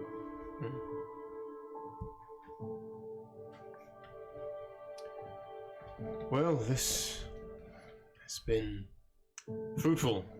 Speaking of these pieces of art around us, thank you for the stimulating conversation. I agree. Your name was? My name's Kill. Kill, yes. Call me Harry. Look forward to speaking further with you about dragons and the like. Strategy. Strategy. Yes. Well, good night, Kill. Not Harry. Harry makes his way back towards the dining room. Oh, to the dining room. To the dining room, yes. Oh, interesting. Okay. I'll linger a moment and then return myself. Sure. The two of you. You see Kill step outside for a few moments after Harry removed himself, and then not too long after that, Harry returns back to the dining room, and then a few moments after that, you see Kill return as well. I'm gonna be nosy. Where'd Ibrahim go? I want to open that door. You move over to open that door, and you try the handle, and it is locked. Oh. I wish I could remember the name of the dude that like Jules is obviously sleeping with. Remember when she was like, It's Aren. It's Aren. Aren. There's Jules, the man that Jules was speaking with when you first Is that who entered. it was? It was Aaron, yeah. Yeah, see, look, Aren Dumont and Jewel Garland are fucking. noted. We don't. That's genuinely what is written in my notebook. Good. We don't have to roleplay this necessarily, but when I do return, I'd probably just spend like until they're ready. I'd probably just be like Chill. schmoozing up. Yeah, that's fine. Schmoozing up Harry Senior. Yeah, sure. Just like seeing if I can get him to talk about like war stories. Sure. Yeah. For now, let's just go ahead and give me just like a persuasion check to see how willing he is to how willing he is to talk about certain things. 16. 16. Yeah. I mean, he does begin to regale you about the Tens specifically, and where he was stationed. Apparently, he fought in some of the sieges of First Light and like a lot of places around Dawn. That's where he saw most of his action. That's what you infer from him. Cool. The two of you. Kaz, you try the door that Ibrahim went into, and it is locked. Yeah, I'm not gonna be able to pick it without making a scene. So I guess I'm just gonna continue to party with everyone and just kind of keep my eyes on people. Do they look happy? Does this look forced? I don't know. Okay, make an insight check. All right. 17. 17. Yeah, I mean, you guys stick around for like another hour or so, and you can see, I mean, like, Thorn plays for a while, and then at some point Errant actually hops on the keys as well, and they do like a little bit of like a duet situation. Jules sings a little bit as well, which was very nice. And everyone seems pretty jovial for the most part. Harry, you can see, sort of sits back down and is just enjoying what seems to be a glass of like some sort of like a hot sort of like cocoa situation. That you actually do catch this with that high of insight, and I'm sort of equating this with perception as well. Dove reemerges again and brings him a glass of sort of hot cocoa situation. And you do clock her like sort of lean in again to Harry. You don't necessarily know if she whispered anything, but she keeps getting like a little bit closer to him every time the two times that well, actually you didn't see the first one, so you see this one. She gets a little closer to him when she hands him the drink, and her back is towards you, but you assume that she gets close enough maybe to say or whisper something or whatever, but you don't catch that. And then she leaves back into the kitchen as well. Good.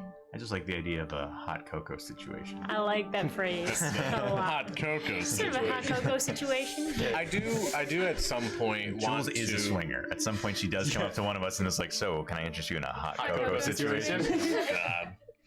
I do want to sort of like explore the downstairs that is accessible to me from like the foyer or whatever that downstairs. Yeah, there is only an upstairs.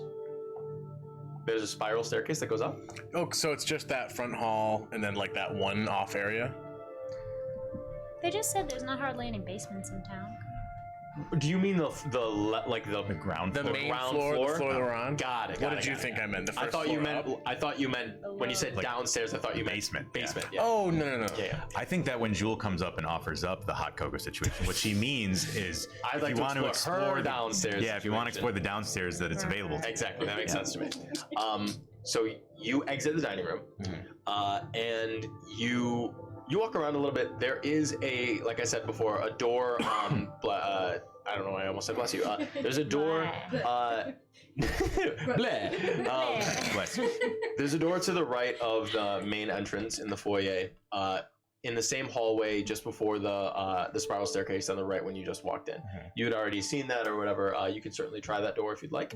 And then the rest of the foyer you've already seen, and you make a right, and then there's just the spiral staircase up in that door that leads outside as well. Okay. So it's just that in the main floor down here, what you know is that there is a room that you cannot enter that Ibrahim went into in the dining room. Yeah. There's the dining room, and then there is what you assume to be the kitchen on the other side of the dining room as well. There's the foyer with all of the trophies. There's the door that leads to the spiral staircase up and outside to the loo in the backyard where you've been. And then there is the other spiral staircase to the right of the main entrance that you haven't gone towards, and that room in that same hallway of that spiral staircase that you haven't gone to yet. All right, I do want to check that room first then, I think.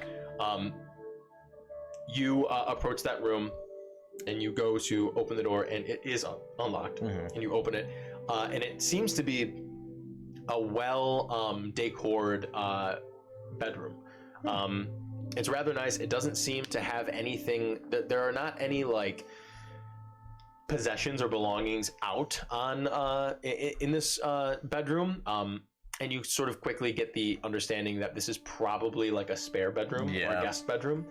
It's very well decorated. There is a bear pelt on the floor. That is a black bear pelt on the floor. All of the wood is sort of like this deep ebony color, and it's very well put together, rustic and beautiful. There is a window on the far right side that is just behind the bed is on the left side of you, and then there's a window on the right side of the room to the outside backyard and gardens as well. Oh, so I can see people go to the loo. No, you can't see the outhouses in the back from this spot. That's for the better. But it's got a direct view to the gardens outside. So where you're looking, you sort of piece together in your head. in this sort of square. The outhouses are probably back here, and then the window to outside for this bedroom is on this side of the building, where the gardens are on the right side. Okay. So it's rather nice. I mean, there's a bunch of drawers. There's a foot locker at the bottom of the really nice bed and stuff. And that's all empty? Yeah, I mean, you go to check a bunch of them. They're all unlocked and stuff. I mean, there's a couple, there are a couple bits of like clothing and like spare clothes in the dressers and stuff, but there doesn't seem to be anything that is inside any of this. No like spare gold or anything. It's very much meant for a guest to stay in. Okay. I do want to go to the top of the other set of stairs that I didn't check. Sure.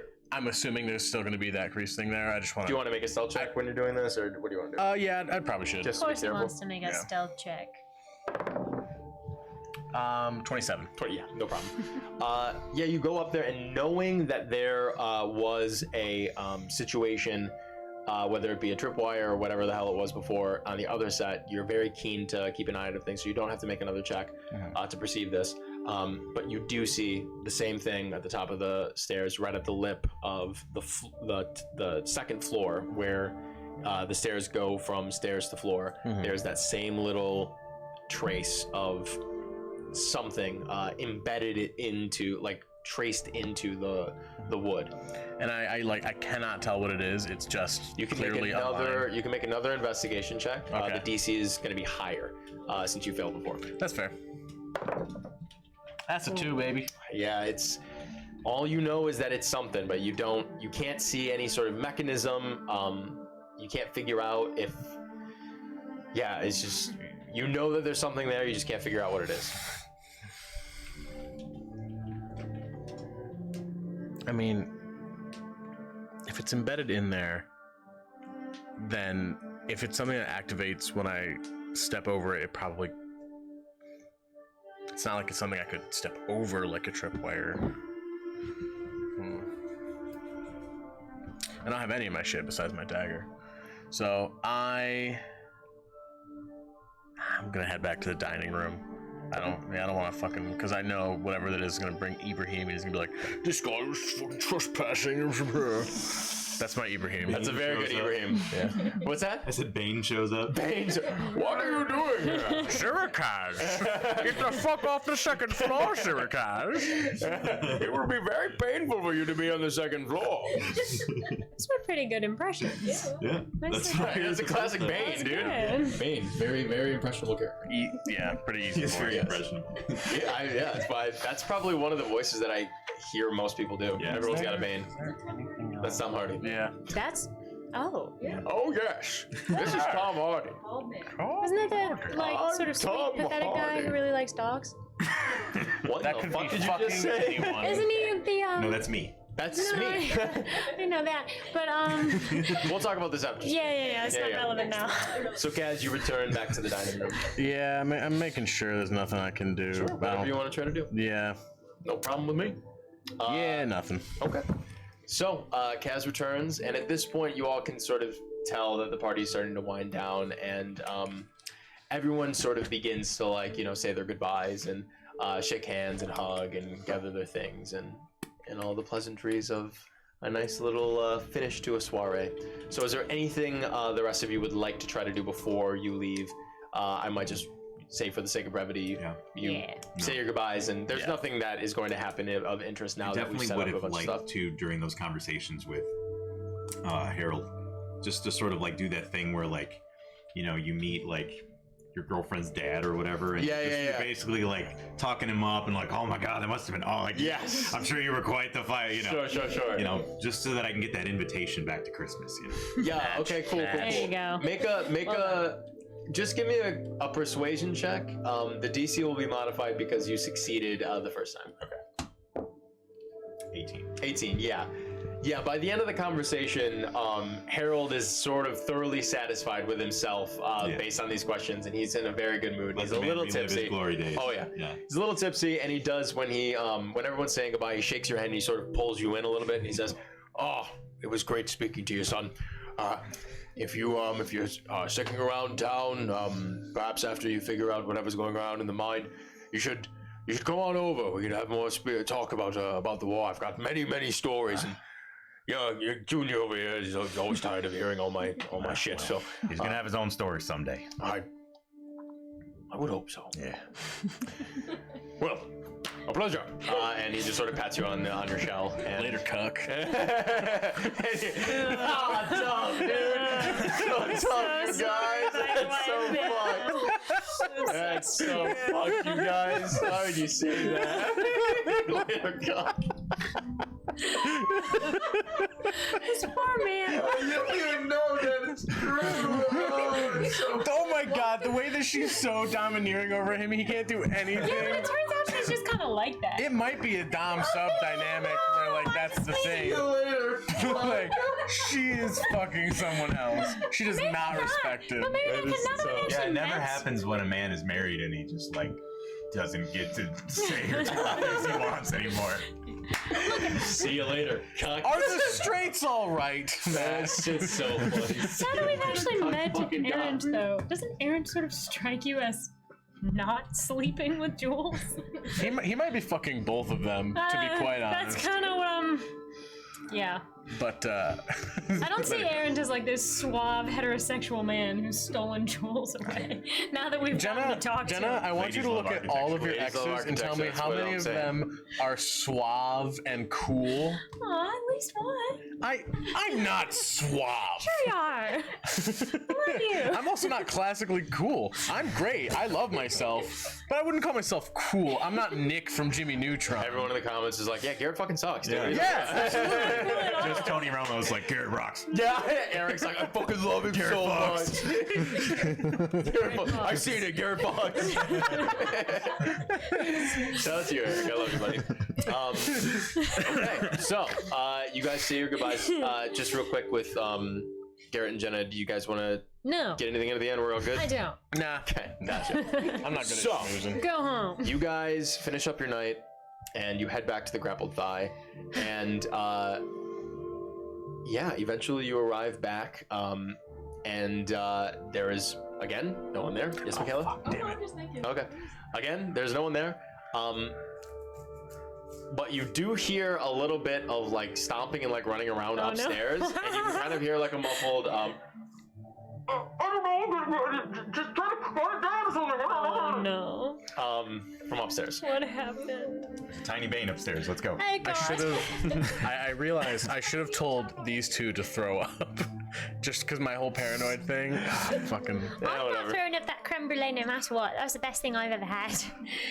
I'm convinced. I'm Could have made some twice. I'm gonna tell you a joke after stream. Anyways. Okay. Yeah. Anyway, Keep it. Yeah. That's what are right they here. up to up there?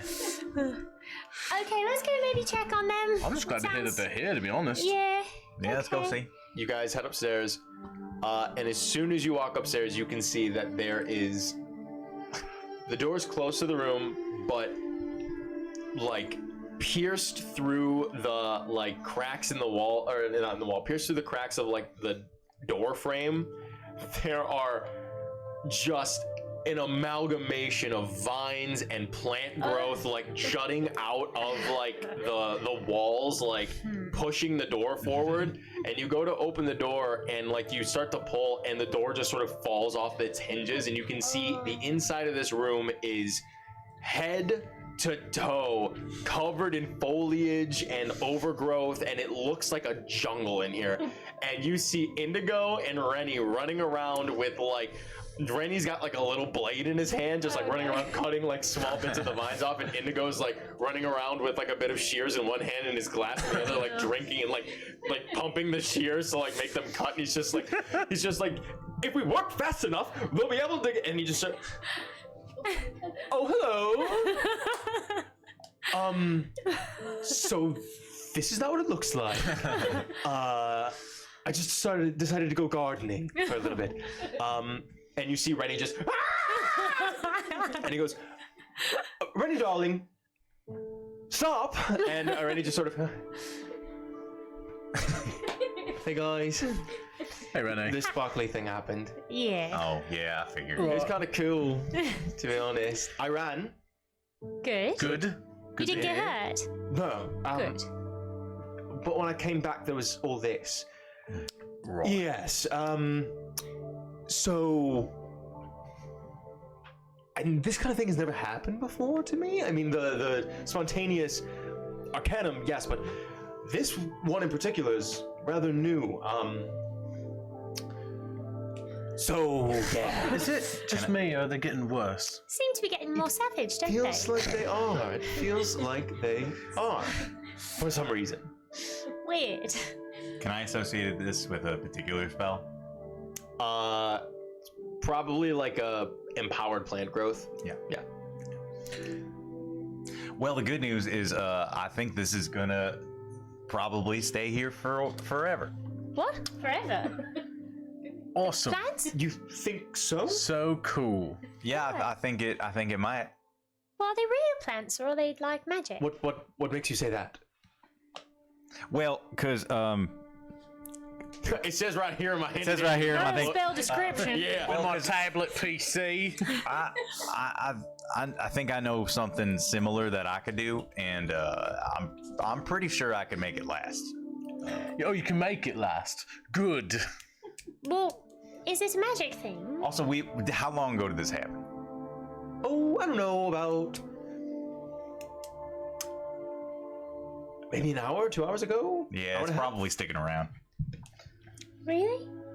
Well, let me try something. Can I borrow your dice? I feel like mine's cursed Which one? today. A d20. A D20. Can I Either try to hit it with Okay. like a dispel magic and see what happens? Sure, go for it. All right, let's find out. What is the spell's level, would you say? You don't know. Yeah. Oh, I'm just asking you for the number. No, you're good.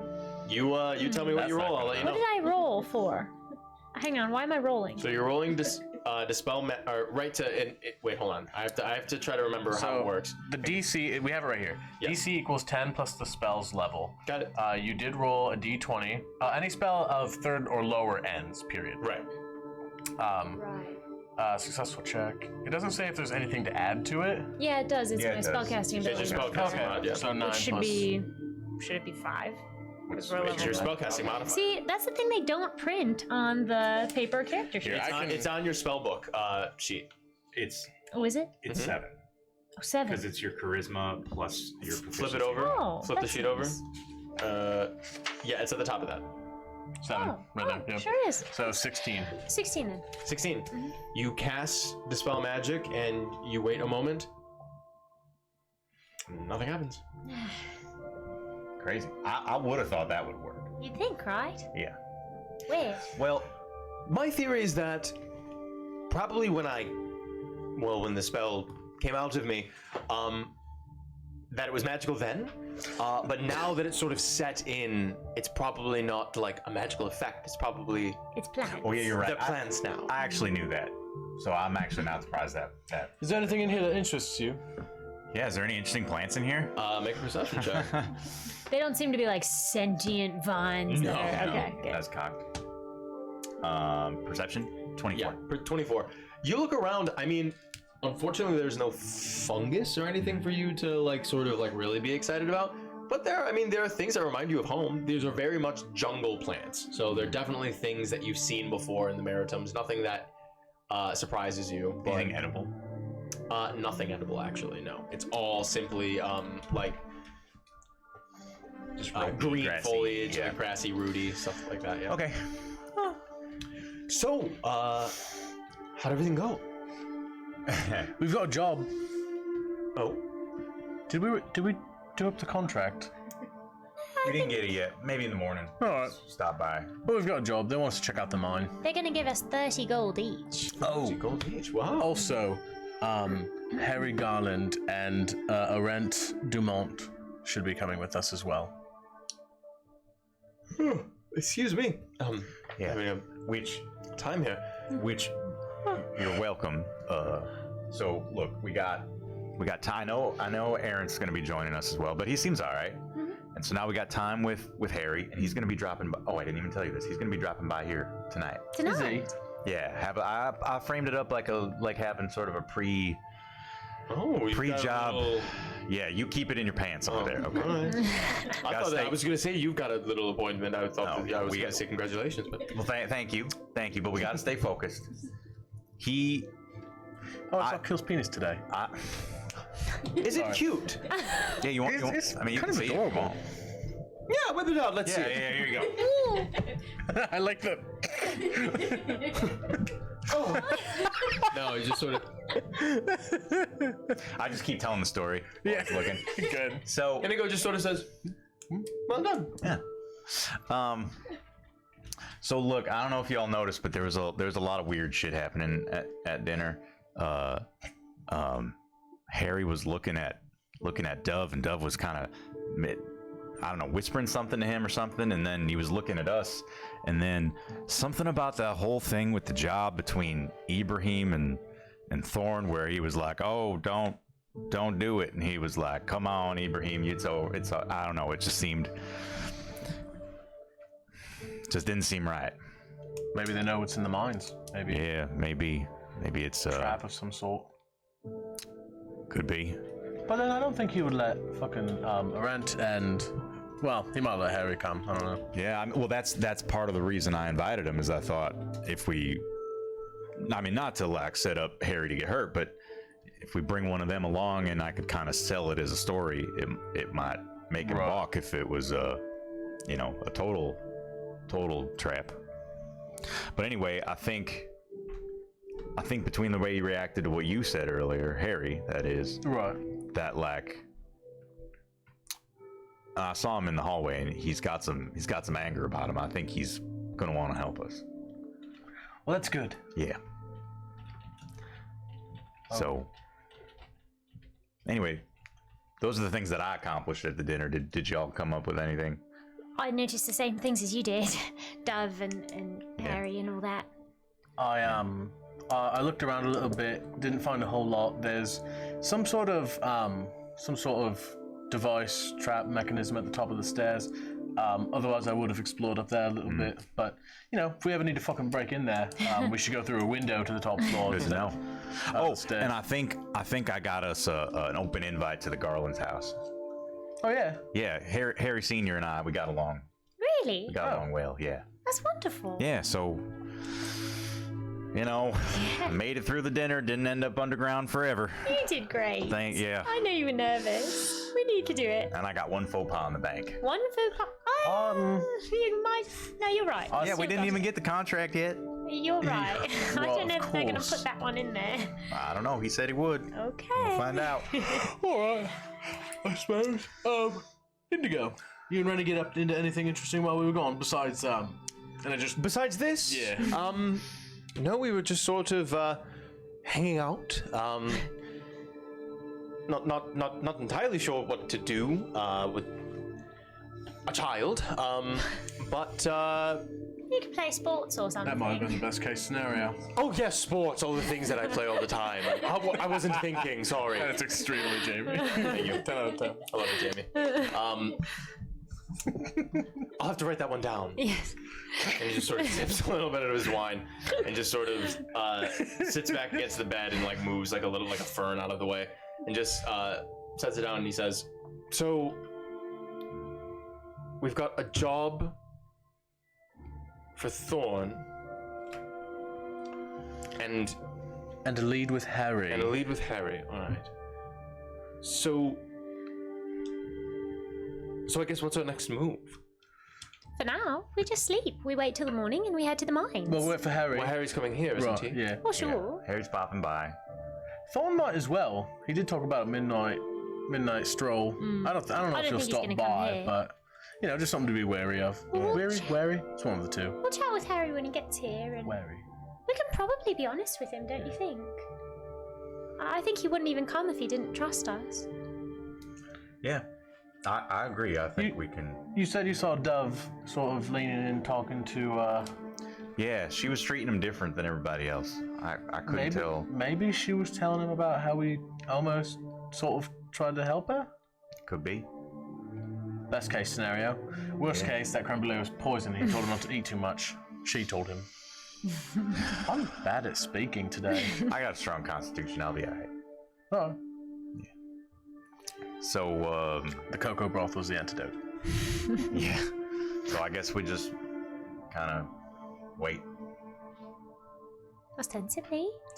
Once Harry gets here, I might try to be the lookout just to make sure. But I think he'll open up. have to say, this thing in the mines particularly interests me. Even if we weren't getting paid a fuckload of money to investigate it, I would have wanted to investigate anyway. Yeah? Yeah. Well, everyone's having, nightmares and hallucinations and things, and I mean, I know how that goes. Well, if you can't get nightmares naturally, store-bought is fine. Yeah. But I mean, I've always sort of wondered where mine came from, and maybe this is like the answer. Maybe some beast who lives underground. You think you can get any inklings as to what we're gonna find in the morning? God, I hope. It'd be nice. I don't seem to be able to really... Oh, yes, you're right. Yes. I just guess I can do that. The pain in South Space. Yes. The whole point of this class. I can this definitely do homebrew it. subclass. Yes. You're losing the trailer. What'd you get? I didn't do it yet. Okay. Well, I don't know what I'm asking yet. What, Indigo speaks up and he says, I did want to ask you about this, Kiss. So these omens that you wake up to every once in a while, what were the ones so far that had happened? I can't remember off the top of my head. Oh gosh, there's been a few, hasn't there? There's been a rose that turned into a little black snake. Before that, it was a rose that burst into blood. Before that, the dead rat, the living mouse, and the wooden carving of a rat. Yes, but don't you think that we sort of figured that one out, right? Well, I'm just That was listing like them. all of Desmua's people that she wanted or something. You asked about all of them, Indigo. Well, I'm just asking. Yes. I mean, I know, but I mean, like, I'm asking about the one that I'm sorry. What do you remember about the ones that we don't know about yet, right? So, like, why don't we think about those? Bloody rose. Well, they're roses, aren't they? So it's got to have something to do with thorn. I guess that makes sense. Sort of ham-fisted. And then we saw the one with the tongue, which we were like, that's probably something to do. Do you think it's Black Tongue in the mine? How would he be in the mine? I don't know. How does he do anything? That guy's a fucking weirdo. He is weird. He does. I don't think he would be just. I mean, he finally got his freedom. I don't think he'd be just chilling in the mine. But I don't have he to be in a cabin anymore. I'm gonna hang out in a mine. Yeah, he might have like installed like a creature or something in there though. What if he's just agoraphobic now? Hasn't been outside in years. No, Centuries, decades. He was fucking jacked to be outside, and I don't blame him. That's how I feel every time I fucking leave the building. I still can't get over you guys shit in tiny boxes. You should see where we shit on the ship. Right. The poop deck. The pooped. Were there any other omens other than the two? I don't know. I don't think so.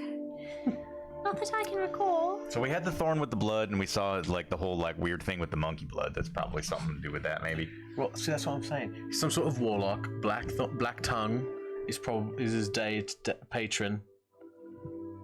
Yeah, that's all I've got. That's all I've managed to put together, and that could be. Although he not must true. have worked real fast because thorn blood. We know the blood feeds the axe. A black tongue. It was black, right? It was a black snake with a black tongue, right? Yeah.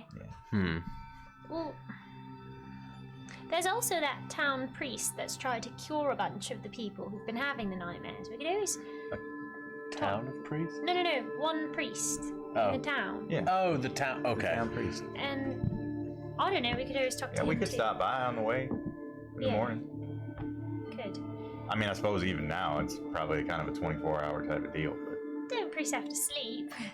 yeah, I guess so. We could wait until the morning. Depends. Yeah. I'm just curious. So, do you usually write down what your omens are, or do you just sort of see them and go, oh, whatever? I just sort of see them and go, whatever. Indigo, this is strangely judgmental for you. I'm just interested, I mean, like, we've got a lot of things going on, we're talking about, like, maybe you looking into things, but it seems to me like, maybe those were, like, important or something. Indigo, there's something bothering you. I know it seems like it was only like 3 or 4 days, or it was only 3 or 4 days ago. It feels like it was over a month. It feels like he's being possessed by God to ask these questions. Indigo. I just want to make sure you're getting all of the details of, like, the things that might be good to know later, right? Like, if we really, like, jumped in on the whole, like, wooden, rat things, and then the one live mouse and all that stuff. Maybe we could have figured something out there, but we sort of just put it to the wayside. And so we've got 2 new things, and if we don't know them, you know, really like as they were, then I don't know. I just feel like we might be missing something. It does seem like if you wanted to remember anything extremely well, an omen might be an important thing to know extremely well. You know? Yeah, if it was happening to me, I would probably write something down. But you know, that's none of my business. And it just sort of that's none of my business. Pretty sure I'm remembering them accurately. One was sure, I believe you. I'm just asking if you wrote anything down because you know that would probably be the most if you remember, accurate way to do it. The rose didn't turn into blood until we touched it. It had like a little pod hung. And went. I remember. I think I touched it actually. No, I touched it. Did you? Mm-hmm. All right, I'll trust you. I didn't write it down. It wasn't that important to me because it's not my omen. Yeah. I'm not missing anything. I'm not. Well, what question were you going to ask? Kill, what question would you have me ask? Oh, I don't know. You're in charge. Oh, sure. You're in charge of looking into the future, or whatever. You're right. I just look up at the sky. Remember, if it you also look back. Then I feel pretty good about it. It also is a specific course of action that we plan to take within the next 30 minutes, which I think we sort of either cracked down on or said wasn't a thing last time. It's been 3 weeks. We made a ruling last time or something like that. Yeah. Because like these questions are like it's supposed to be about you and something you're about to do. Yes, and a lot of the questions have been like, well, what about this vague thing like that we're gonna do, like whatever? How does that work? And it's like, I can't really like it. Right. It's good. They're gonna. Every answer would be wheel and well. Yeah. You know what I mean? If we in the next half hour speak to Harry Jr.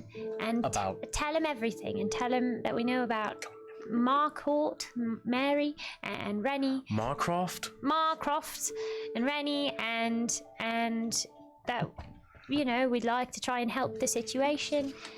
Is he going to? How's that going to go? Oh my god. I love it. Great. It's a good question. It's a great question. If we can we just say if we trust Harry? When you pluck at the strings of fate, and you begin to mutter these questions as you place your cards in front of you and feel the mythos around you, and you ask this question and you feel the universe respond to you with wheel. We should definitely tell him the truth. Good. It's time. Yeah, it's a good thing Sal interprets what you're asking. That was a clear question. What are you talking about? Nothing, never mind. How can I have phrased it more clearly?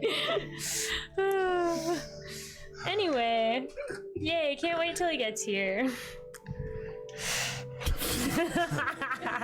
Anything else you guys want to do? No, I want to wait until Harry gets here. Oh, we got our weapons back on the way out. Presumably. Yes. Good. I would not have left without them. If I have to, I'll reattune to my hammer. You don't have to. You guys are fine. No worries. Oh, I take Gold Toast shiv out from my leg. Sure. Strap it back somewhere. So you wait around a little bit. Eventually, you hear from downstairs.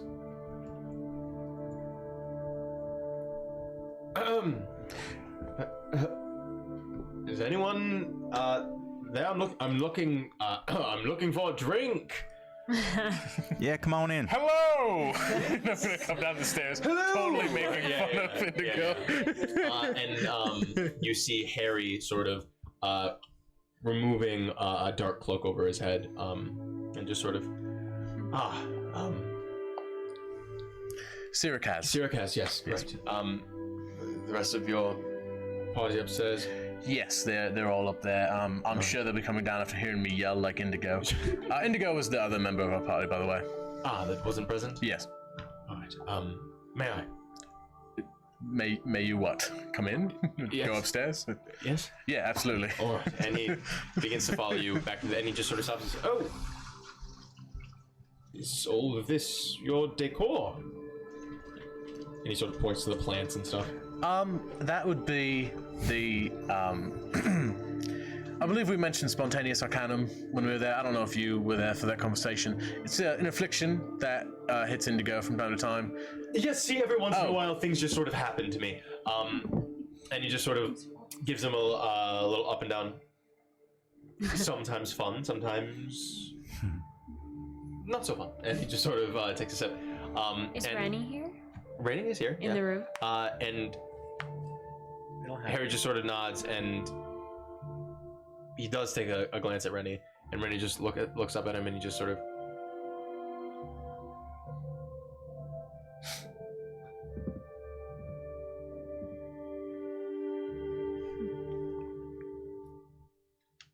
Should we perhaps move to a room that is not covered in vines and You know, I'm actually rather fond of the vines, but if you insist. Just maybe some cushions. Yeah. Vines are soft enough. By the way, I'm glad you're here. I'm glad we were able to have an understanding. I think just to be safe, I should maybe keep a lookout. Sure. I trust them implicitly. Right. I make my way out of the room, and I'd like to turn into a spider and climb onto the roof. Sure. You certainly do. You certainly do. A giant spider. The gargantuan spider. Oh no. Well, it's a giant wolf spider, but by giant, it's not like giant. Right. It's It's just like a giant wolf spider. It's a very big about a spider. hand-sized spider. Yeah. Oh. For a spider? Huge. So I have you do so. dark vision 60 feet, blind sight 10 feet. Yeah. Wow. Sounds great. Alright. Spidey sense. Just give me a general perception check right now, just to have that up. 19. 19. Good to know. So, you all get situated in the room across the hall, and Harry sort of sits on the edge of the bed and just sort of like looks over at Rennie and just closes his eyes a little bit, and he like squeezes the fabric of his pants just over his knees, and just sort of, you can hear just the faintest, he says a prayer. You don't really necessarily hear what it is, but he says some sort of mantra or prayer or something, and he opens his eyes and he says, "You all have no idea how much I have been praying for this day to come. My friend, Dove, told me about what happened on the road. Called it. And after having spoken with your colleague, Kill, and your friend Sirikaz being rather forward at the beginning of the night, I had my suspicions at first. I didn't know if... Forgive me, I didn't know if you were brought here by Thorn to try to get something out of me, or... I didn't know the situation. But... I thought you were dead. And he looks at Rennie, and Rennie just sort of... Nope, I'm alive. I've been down at the Crown Sport.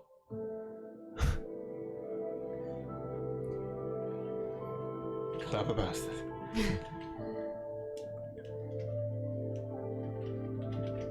Thanks, Harry.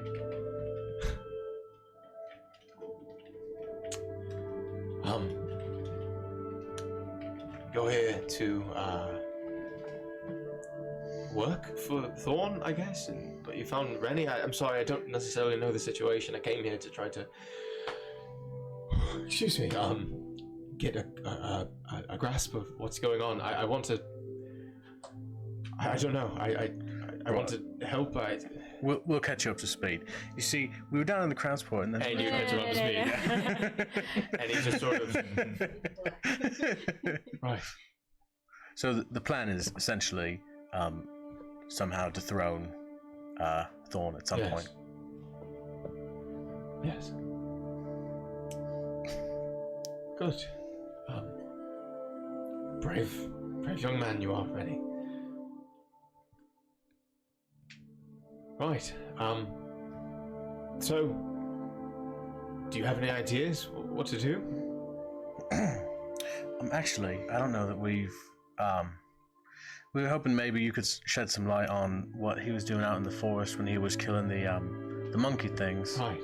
with the axe. There are rumors I don't necessarily know exactly what he does, but there's a reason why the town is quaint and dull and quiet. None of the common folk, for lack of a better term, are allowed to leave, except with explicit what's the word I'm looking for? Permission? Yes, but it's more strict than that. It's not necessarily. You wouldn't be granted permission unless you were accompanied by the Black Hands or one of the councilmen or something. That's where I'm assuming Laurent took some of our common folk. Anyone who was willing enough to take what meager coin that we're going to give them, really probably just the fucking taxes back to them. And I mean, you've seen it. You've been here. Councilmen and Thorn, they've bought up everything. And they just work the people to the bone. And they pay them only to tax them. Just recycle the coin back in. And it's like slavery here. I mean, there's a pittance, so you could keep breathing to keep working. It's terrible, and if there was something that I could do about it, I'm just one man, and my parents won't listen to me. I mean, they're in this fucking pocket, and I've just been thinking about Mary every day, and Well, it sounds like we could probably take at least Laurent on our own. If he couldn't fight the giant, we fought the giant. That's just math. But I don't know. I mean, sure, yes. I mean, I guess, but I don't even know where Laurent is. I mean, he's out somewhere. So. The important thing is that I think if we get them separated, we can probably deal with them individually. I don't know about all together. You're talking about Arendt, who's coming with us tomorrow. It's a possibility. Gotcha. I will say, if there's any way we could, I don't know. I mean, Arendt is. I truly believe that he's a good man. I do. I don't know where the fuck these people came from. They showed up one day with a writ from the king, and that was it. And then everything was different, and Mary got tossed in the fucking stone home. I haven't seen him since, and I don't know how this happened. It doesn't make any sense to me. I don't know why the king would do this, or whoever the fuck signs those papers. I mean, I know he signs them, but I don't know who the fuck writes them up. I don't know why this would happen. I don't get it. I don't know where the fucking Black Hands came from. They just all showed up one day. There was nothing we could do about it. But throughout the whole thing, Arendt, despite his flaws, has been good to my family. I would say that. He's a good man. I don't know what it is about his relationship to Thorn or whatever, but I don't know, maybe he can help us. I don't know. All I know is that Thorn is a poison to Aberlock. And just as well as Rennie does, I want to see him removed, whatever that means. But if we were to move on Thorn physically, do you think Aaron would defend him? Yes. Alright. I mean, what do you expect? That's his. Well, absolutely. But I mean, you said he's a good man, so he's got to see the. Yes. Maybe good is not the right words. Maybe he's kind. He's been kind to my family. It's not something that I can look past. Look. You know, kind people can be bad. I understand that, but it's just. I just would prefer, if tomorrow we were going to do something, I would prefer that whatever it is with Aaron, we try to figure out exactly what we want to do, and something that does not involve hurting him, if that's okay. don't want to cause any more ripples than necessary. Believe us. I mean, really, how do you feel about making our goals perhaps a bit smaller and more achievable? What if instead of trying to uproot everything, what if our goal was simply to get Mary out of the stone home, and would you run away together? I don't know if Mary would. I don't know. I've never known Mary to run away from anything. Ah, fuck. I was gonna say I'd be just as happy to get all three of you out of here and trust me, Rennie safe. Especially. I would support this, but I know that Mary would not be able to go on with the rest of his life knowing that while he and the ones closest to him were safe and sound, that he left all these people to just be worked to death. He wouldn't do that. It's not him. No matter how long he stayed in there. Well, perhaps we get him out of jail, then he solves the problem. Maybe, sorry. We really do want to help. It's just... we're trying to figure out how much we can help without making it worse. Most of all, I'm good at stabbing things. I'm damn good at it, though. Let me be clear about that. Not the worst skill to have. I don't know either. But Mary... I mean, he would at least come up with something. I think that's a good idea. I think trying to get Mary out of there is probably the best choice that we have right now, at least. And what about Dove? Dove... she was our best friend. She knew about us from the beginning. And she was young. I think she's only, just got into womanhood now, I think. She's... bless you. Thank you. God's Sorry. above. She's 18 or 19 now, I think. Cool. She was one of the stewardesses for my family for some time, and one day she stumbled upon Mary and I sitting with each other in the garden, sharing a snog or two, and she thought that was very funny because she had never seen two boys snogging before, which was hilarious. And we asked her if she could keep a secret, and she said, of course. Best secret keeper in town, she said.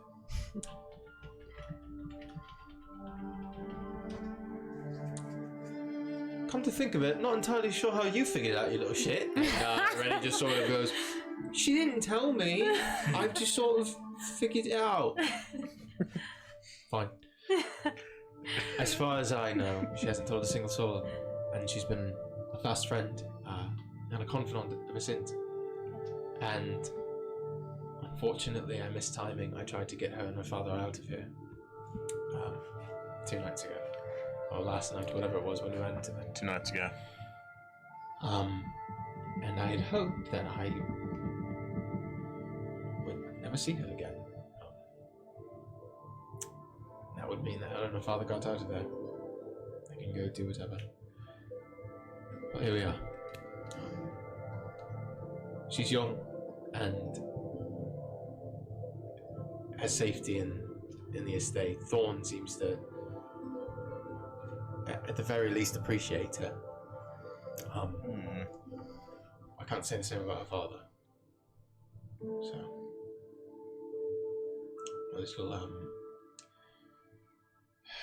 guilt-ridden about that.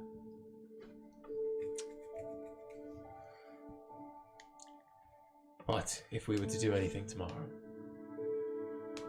take a look at the mines. I don't know.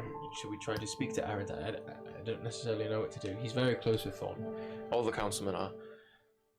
But if there's any one of them that would, at the very least, hear us out about things. I mean, I guess it would be him, but I don't know how deep it goes with him. He's never spoken about the times before when they served in the war. I mean, he tells a little bit of hyperbole every once in a while, mostly about Thorn, but that's it. So I don't know what to do.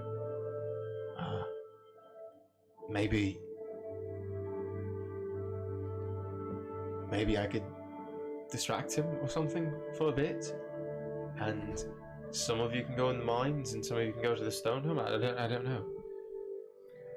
I'm not good at this. No, that's a thought. That's a good idea. Why not? After all we're expected to get out of the mines is information, not expected to bring back a head immediately or something. So we could split up. That would be fine. If we're splitting up, how do you want to do that? Because I'm going to the stone home. I'm very sneaky. I can get into shit. Definitely would not want to bring Indigo To the stone home. to the stone home. Just You're like on a right, stealth you're right. mission, Yeah. maybe. Yeah. No offense, Indigo. Oh no, I understand. I'm actually very curious to check out the mines. Who knows? I mean, if a bunch of weird things are happening there, weird things happen to me. Maybe it could be something I could be balance out. Either it balances out or something I could, learn about myself. Absolutely, that I makes feel sense. the same way. Yeah. I also feel inclined to go to the mines, if nobody minds. There is, clever. There is one more thing I should say. Because I'm a bit, privileged myself. I have a family who has money and contacts and whatnot. I have a friend nearby that would probably be willing to help us out. I've been keeping close contact with them, so I could see about that tonight after this. We have a way of communicating. I've got a raven that I could send out to him specifically.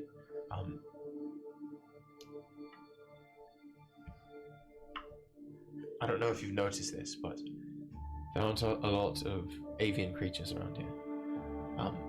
Any sort of message sent by raven or dove is shot down. Messages don't get in or out. But I've got a way around that. So I could send word out. For someone that could aid us, I think. Harry, does the name Black Tongue mean anything to you?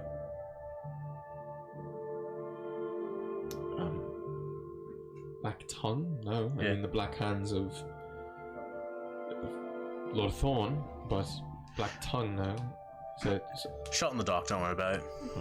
Alright. Reach out to your friend. Okay. It's a great idea. Sure. I'll do that. Hopefully he'll be around in the morning. He's not too far off, as far as I know. Yeah, I mean, the furthest he goes is comes west, and sometimes he even stays around the Greywood. So I've heard mostly about the hunts from him. So It's good to know we have allies. could be useful. I mean, yeah. So I'll do that. Good. Okay. I should probably get going. It's getting late. Yeah, it's a little after 10. Thanks for Sorry. coming. It says, thank you all. And he looks over at Rennie. And he walks up and he just hugs him. And Rennie hugs him back and they squeeze each other and they hold each other for a moment. And I'm a whimsical little You man. got problems. and he rustles Rennie's head and he kisses him on the forehead and he says, "Don't worry, I'm gonna get married back." I know. It's good to see you. It's good to see you too, little brother. And he just stands up and he walks out the door and he just sort of puts a hood up and just sort of nods to you and walks out. Kill, you watch around and You see every once in a while there are black hands that are patrolling the streets, but nothing out of the ordinary that you haven't seen already, at the very least.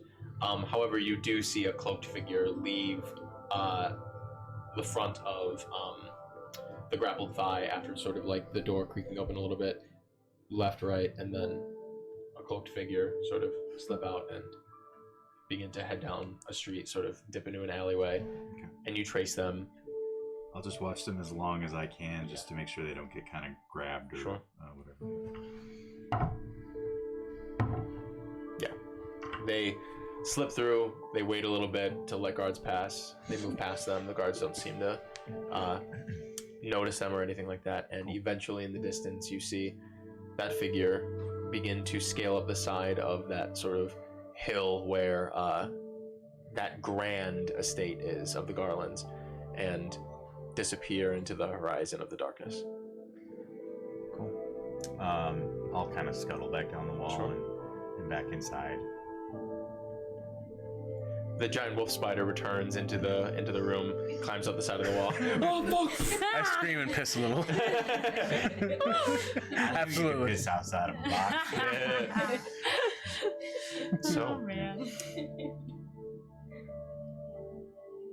here you all stay in one of your new rooms, since the other one is sort of overrun with foliage and plant life. Successfully navigating the pleasantries and the politics of a really, really interesting evening dinner.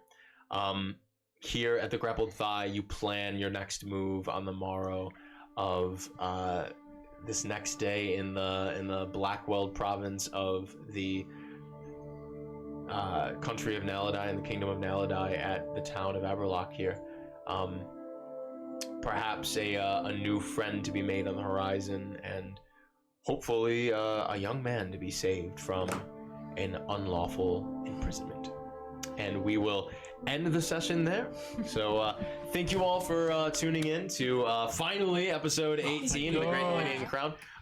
Definitely tune in next week with our lovely guest Dominic. And we're just, I'm fucking over the moon, dude. I am over the moon. I cannot wait. It's gonna be a lot of fun. Jamie's gonna be back too. We're gonna have a full cast, and yeah, guys, it's gonna be pretty wild. We might be playing a little longer than usual. We'll see what happens, just because we're gonna have an extra person in. We want to have as much time with them as possible. Blah blah blah. So be on the lookout for that. Tune in tomorrow. I'm gonna be playing on the channel live. We're gonna be starting our Pokemon Nuzlocke, so it's gonna be a lot of fun. Yeah. You guys can help me name some of these Pokemon and get attached to them, and then when I accidentally kill them, we'll be all sad when I have to release them in the wild. So check out for that. Tomorrow, I think I'll probably start streaming sometime between 6 and 7. I'll let you guys know. We'll put it out in the Discord. And maybe I'll try to have Garrett tweet it or something. I can like do that. Hell yeah. Tweets are quick and easy. He does tweet. And then Matt, I think our new inaugural episode of the podcast is gonna happen on Friday. Yeah. We're gonna be doing that live on the channel. Just Matt and I shooting the shit for about an hour, like we did before. Gonna be a little bit more structured this time, I think. We'll see what happens. I don't know. We're gonna wing it probably. Noon sound good?